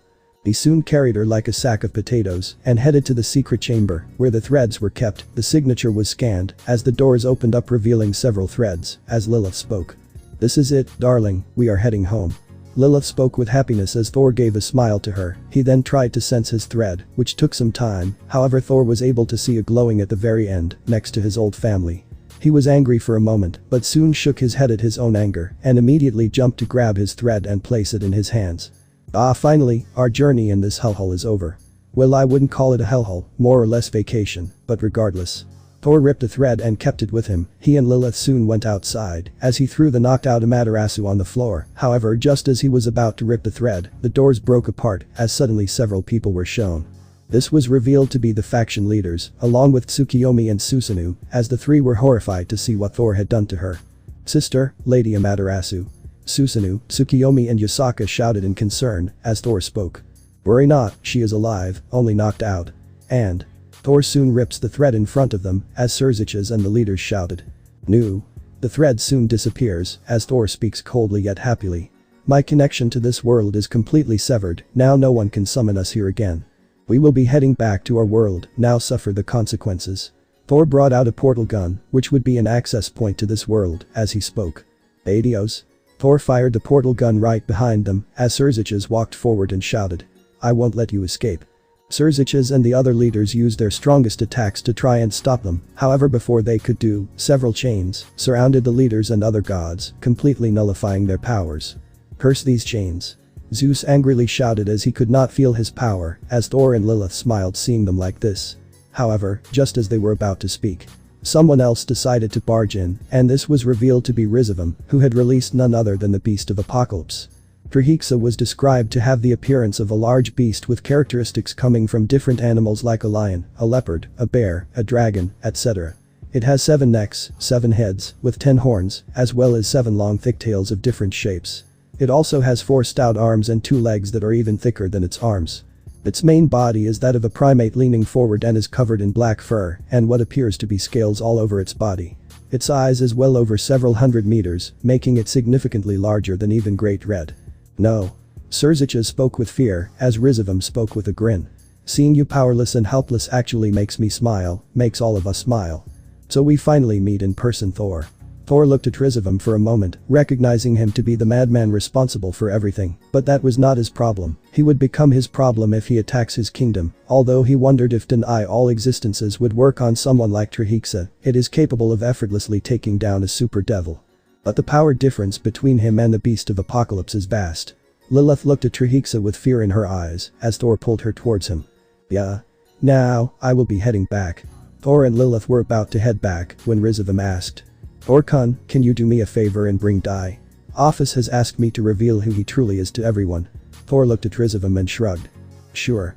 Thor soon pulled the chains towards him. Dai pleaded to RageRevan as the latter released all his memories to the faction leaders and the DXD team, who had looks of horror, with Dai glaring at Thor with hatred, who did not care less. Well, I will be leaving.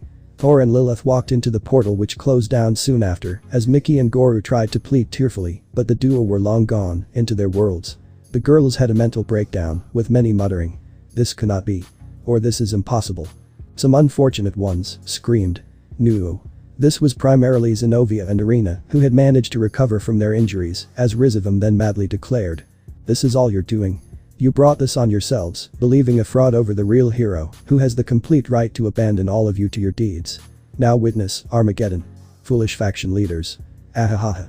RageRevan commands the Beast of Apocalypse to fire a massive giant energy beam at the defenseless leaders, as they all had no choice but to accept their fates. They all cursed I for putting them in this predicament, as they were obliterated, out of existence, having no trace of their former selves left.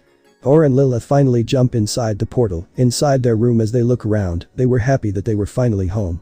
They soon looked at the mansion door that led them to their personal living room.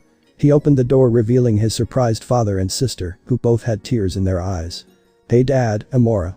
The two did not hesitate and rushed towards Thor and Lilith, embracing them. Amora was in tears, exclaiming, "I'm sorry," over and over again, as Thor and Lilith did not blame her for not saving and stopping them. They came back, and that was all that matters. They soon split up, as Robert asks, "Are you two alright?" Thor and Lilith nodded in understanding as Lilith spoke. "Yes Dad, we both are alright and fine. We managed to make it out alive, and even managed to expose that bastard of Thor's brother." Lilith's words made Robert nod in understanding, while Amora growled, as she spoke mockingly, "Serves those bastards right, I wished I could have seen their faces." Amora's words made Lilith narrow her gaze, knowing sometimes she can turn from a sweet and caring girl to almost like her brother. However, before she could say anything, someone else also comes in. Soon enough, Aurelia walks in, as she widens her eyes seeing her oldest child and his wife back and happy. She almost drops the plate she was carrying, as she rushed to Thor and Lilith, giving them a bear hug while exclaiming, tears falling from her eyes. "Oh, Thor, Lily. I am so happy that you have come back safely. I feared those bastards may have harmed you in any way. But you came back, I am so happy." Both Thor and Lilith returned her embrace, as Thor had spoken. "I told you Mom, I will be fine." Thor spoke while assuring his mother that he would be fine. If there is anyone that Thor cherished along his wife, it was his family. "We even came back safely, Mother. And we have much to catch up to." Lilith spoke as Aurelia nodded in understanding, as she soon splits up from them, and they all settle down, as they discuss on what happened in the other world. They were surprised that they were able to succeed without a problem, but Thor explained that this was all because of Office's help. They could have headed back much earlier, but the factions would keep summoning him, due to his connection to that world. "So the only way you two could come back without them summoning you again was?" Robert spoke as Amora continued. "To sever all connections you had to this world." "Yes, Amora, Dad.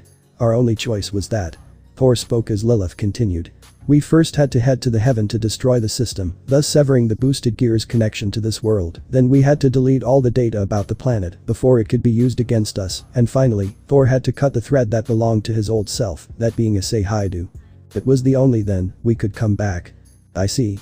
Even after what they did, they still had the guts to summon you there. Shameless beings." Aurelia spoke with anger and hatred in her voice. She would have loved to freeze Mickey solid for being a disgrace to the term mother, but she could care less. With Trahexa being released, she would most likely either be Hunter or dead. "I agree with you, Aurelia." Robert spoke with equal disdain for them, as Thor responded. "Well, at least it is a good thing that I and Lily came home safely. Speaking of which, what happened while I was gone?" Aurelia nodded in agreement as she explained. "Amora explained us the situation, and soon enough news of your disappearance spread like wildfire. I managed to negotiate with the other representatives about your situation, while Robert researched who was the one responsible for your disappearance." Aurelia continued, making Thor and Lilith concerned as she spoke. "I had negotiated with the others, all representatives were ready to go to war, even the superiority-driven elven race were also ready to do so, against the church." Thor was also surprised at this, knowing on how exactly he brought the elves to his side. Out of all the races, the elves were the ones that gave him the most problems, while the Selkies, mermaids and dwarves did not want to ally due to having bad experiences with humans and having great distrust of them.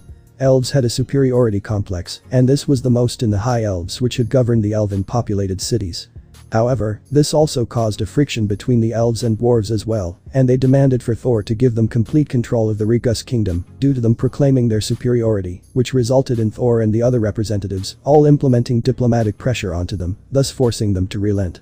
They eventually started to see their hubris and were beginning to work against the superiority complex of theirs. But unfortunately, there were still some that still looked down upon other species. "I see. So what happened after that?" Thor asked with a confused tone, as Aurelia explained. "I was able to convince them to wait for a month, although you will have to show yourself to them, along with Lilith."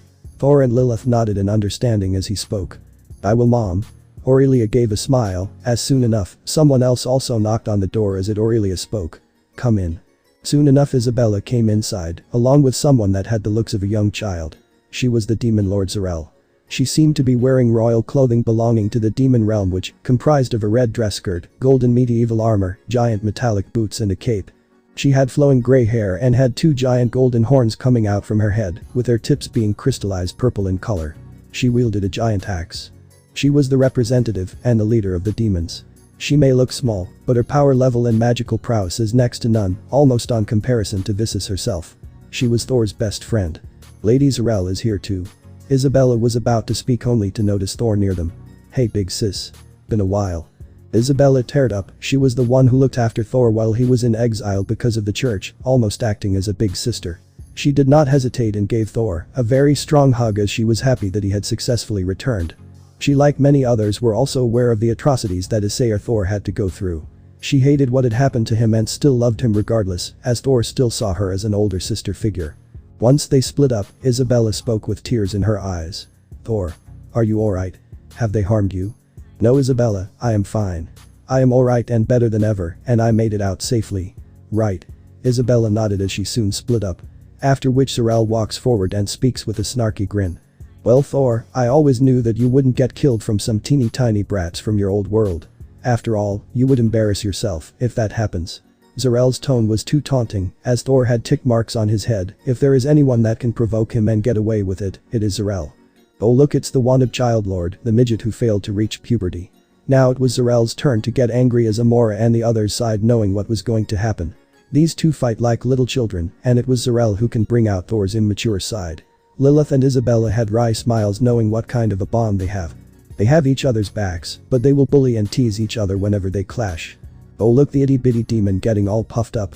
Zarel lost her cool. If there was anything that she hated, it was being called short, and many of her friends, especially her best friend Thor, did so like that. She rushes to him and tries to hit him.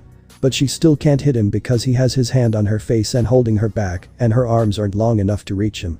I will fucking murder you Thor. Don't you dare call me short. Thor was getting bored as he yawned at her face, making her even more angry. However, before they could continue. Bam.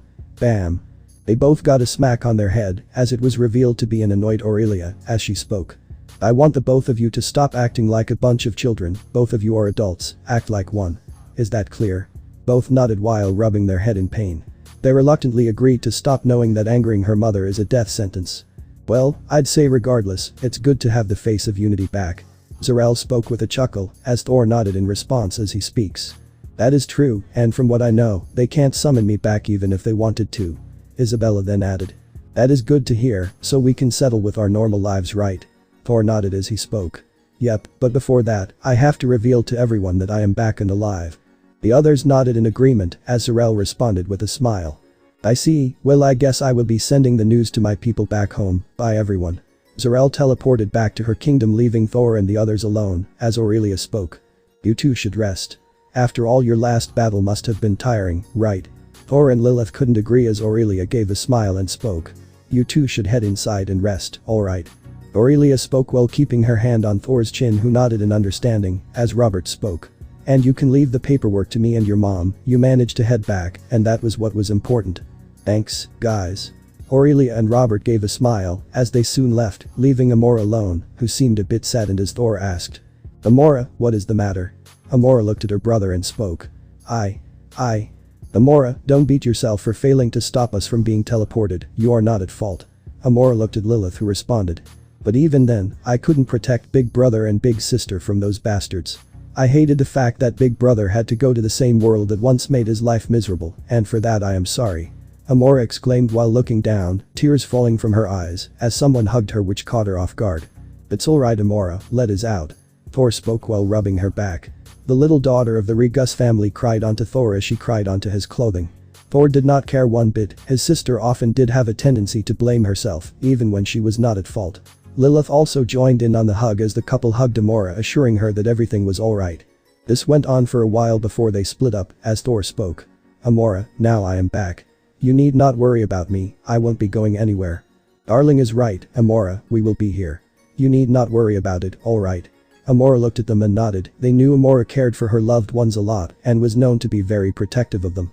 She soon spoke with a smile after wiping her tears. Yeah. I guess you are right. Amora responded with a smile as she soon got a call from her friends and spoke. Yeah. Oh, I am on my way. Seems like you are heading out with your friends. Amora nodded as she spoke. Yep. I will be seeing you soon, big brother. Lilith soon cuts her off and speaks. Clean your face up, you wouldn't want your friends to see you crying, right? Why yeah, thanks big sister Lily. Amora exclaimed in gratitude as she headed to her room and decided to change, leaving the couple alone as Lilith spoke with a smile. Nee, darling. You remember what you promised me, right?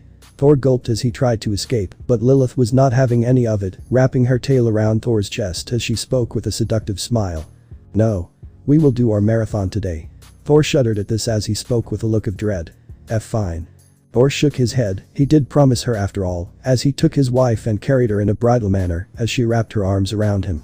She snuggled to his chest as the couple went into their private room to perform their 24-hour sex marathon. Scene change.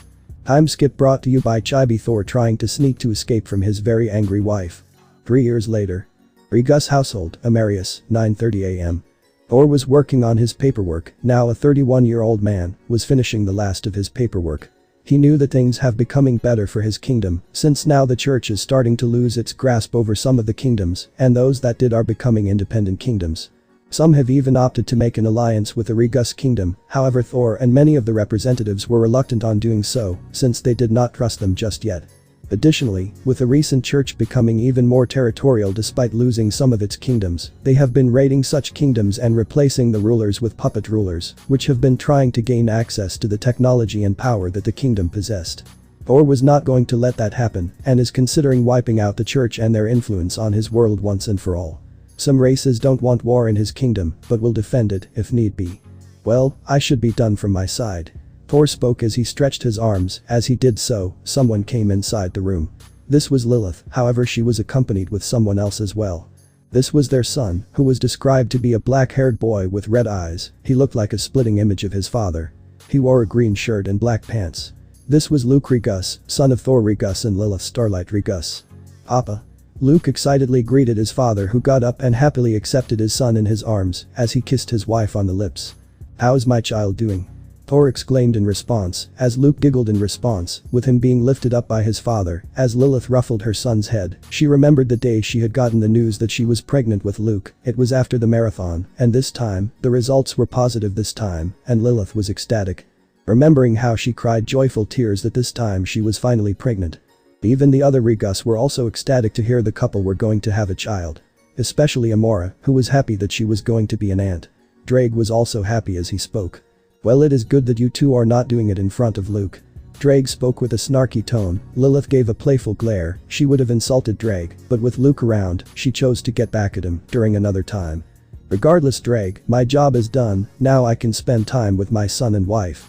Lilith nodded as she spoke while wrapping her arms around him and embracing her husband and son. However, just as they were about to rest, Amora came inside as she spoke with a worried tone. Big brother Thor, I hope I am not. Amora's words made the family surprised as she looked at Luke, who waved at her, reducing her worry a bit. Now Amora was much older, akin to an 18-year-old. Amora, what is wrong? Amora walked up to them and spoke in response. The church is planning to strike the kingdom in just a few hours. Amora's words made the couple horrified while Luke started to weep, with Lilith taking the child and calming him down. Thor narrowed his gaze and spoke. Where are they striking from? Amora spoke with a worried tone.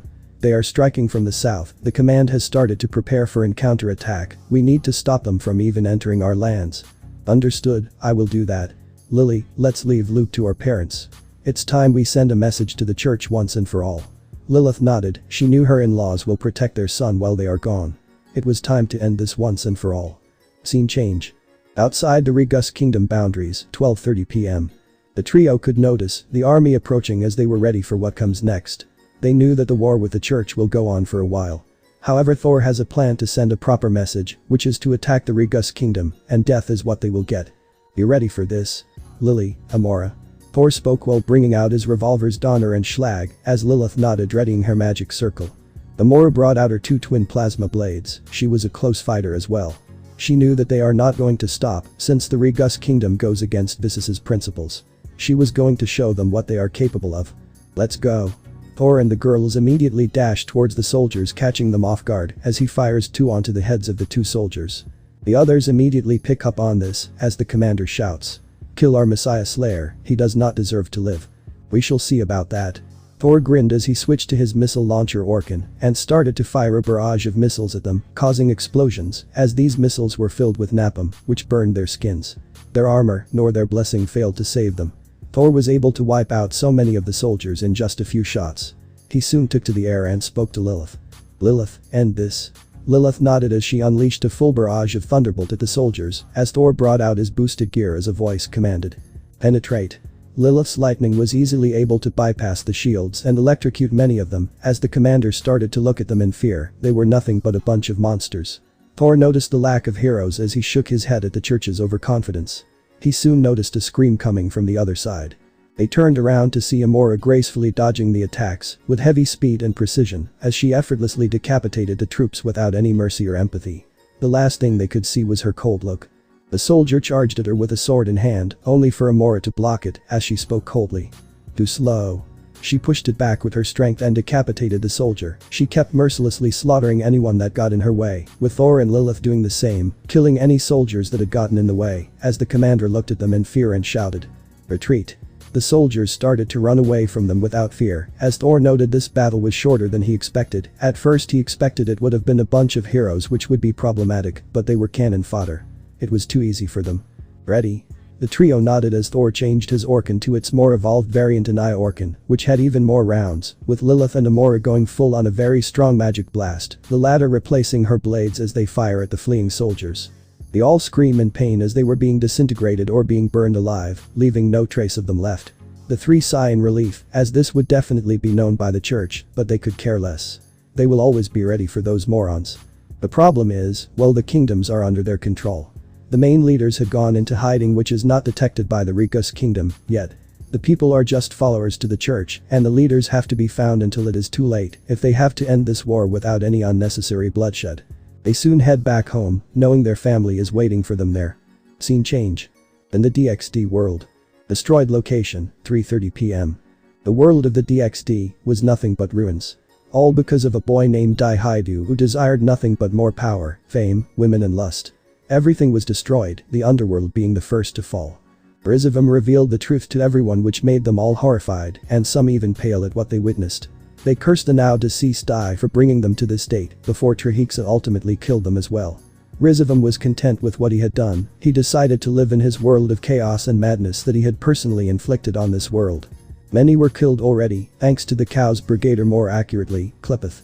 As for the factions, they were nothing but a resistance, fighting a losing battle against RageRevan and his Chaos Brigade. They hated Issei for bringing them to this point. Now they live in misery and are now hiding from RageRevan, knowing that he will kill anyone that opposes him and his new world. They also believed this was karma for abandoning and humiliating the real hero. There was nothing they can do but suffer. It was truly hopeless for them. Issei was long gone, living happily in his world, while they suffer a lonely and miserable life. That's it, guys. Hopefully you enjoyed it. With that, take care.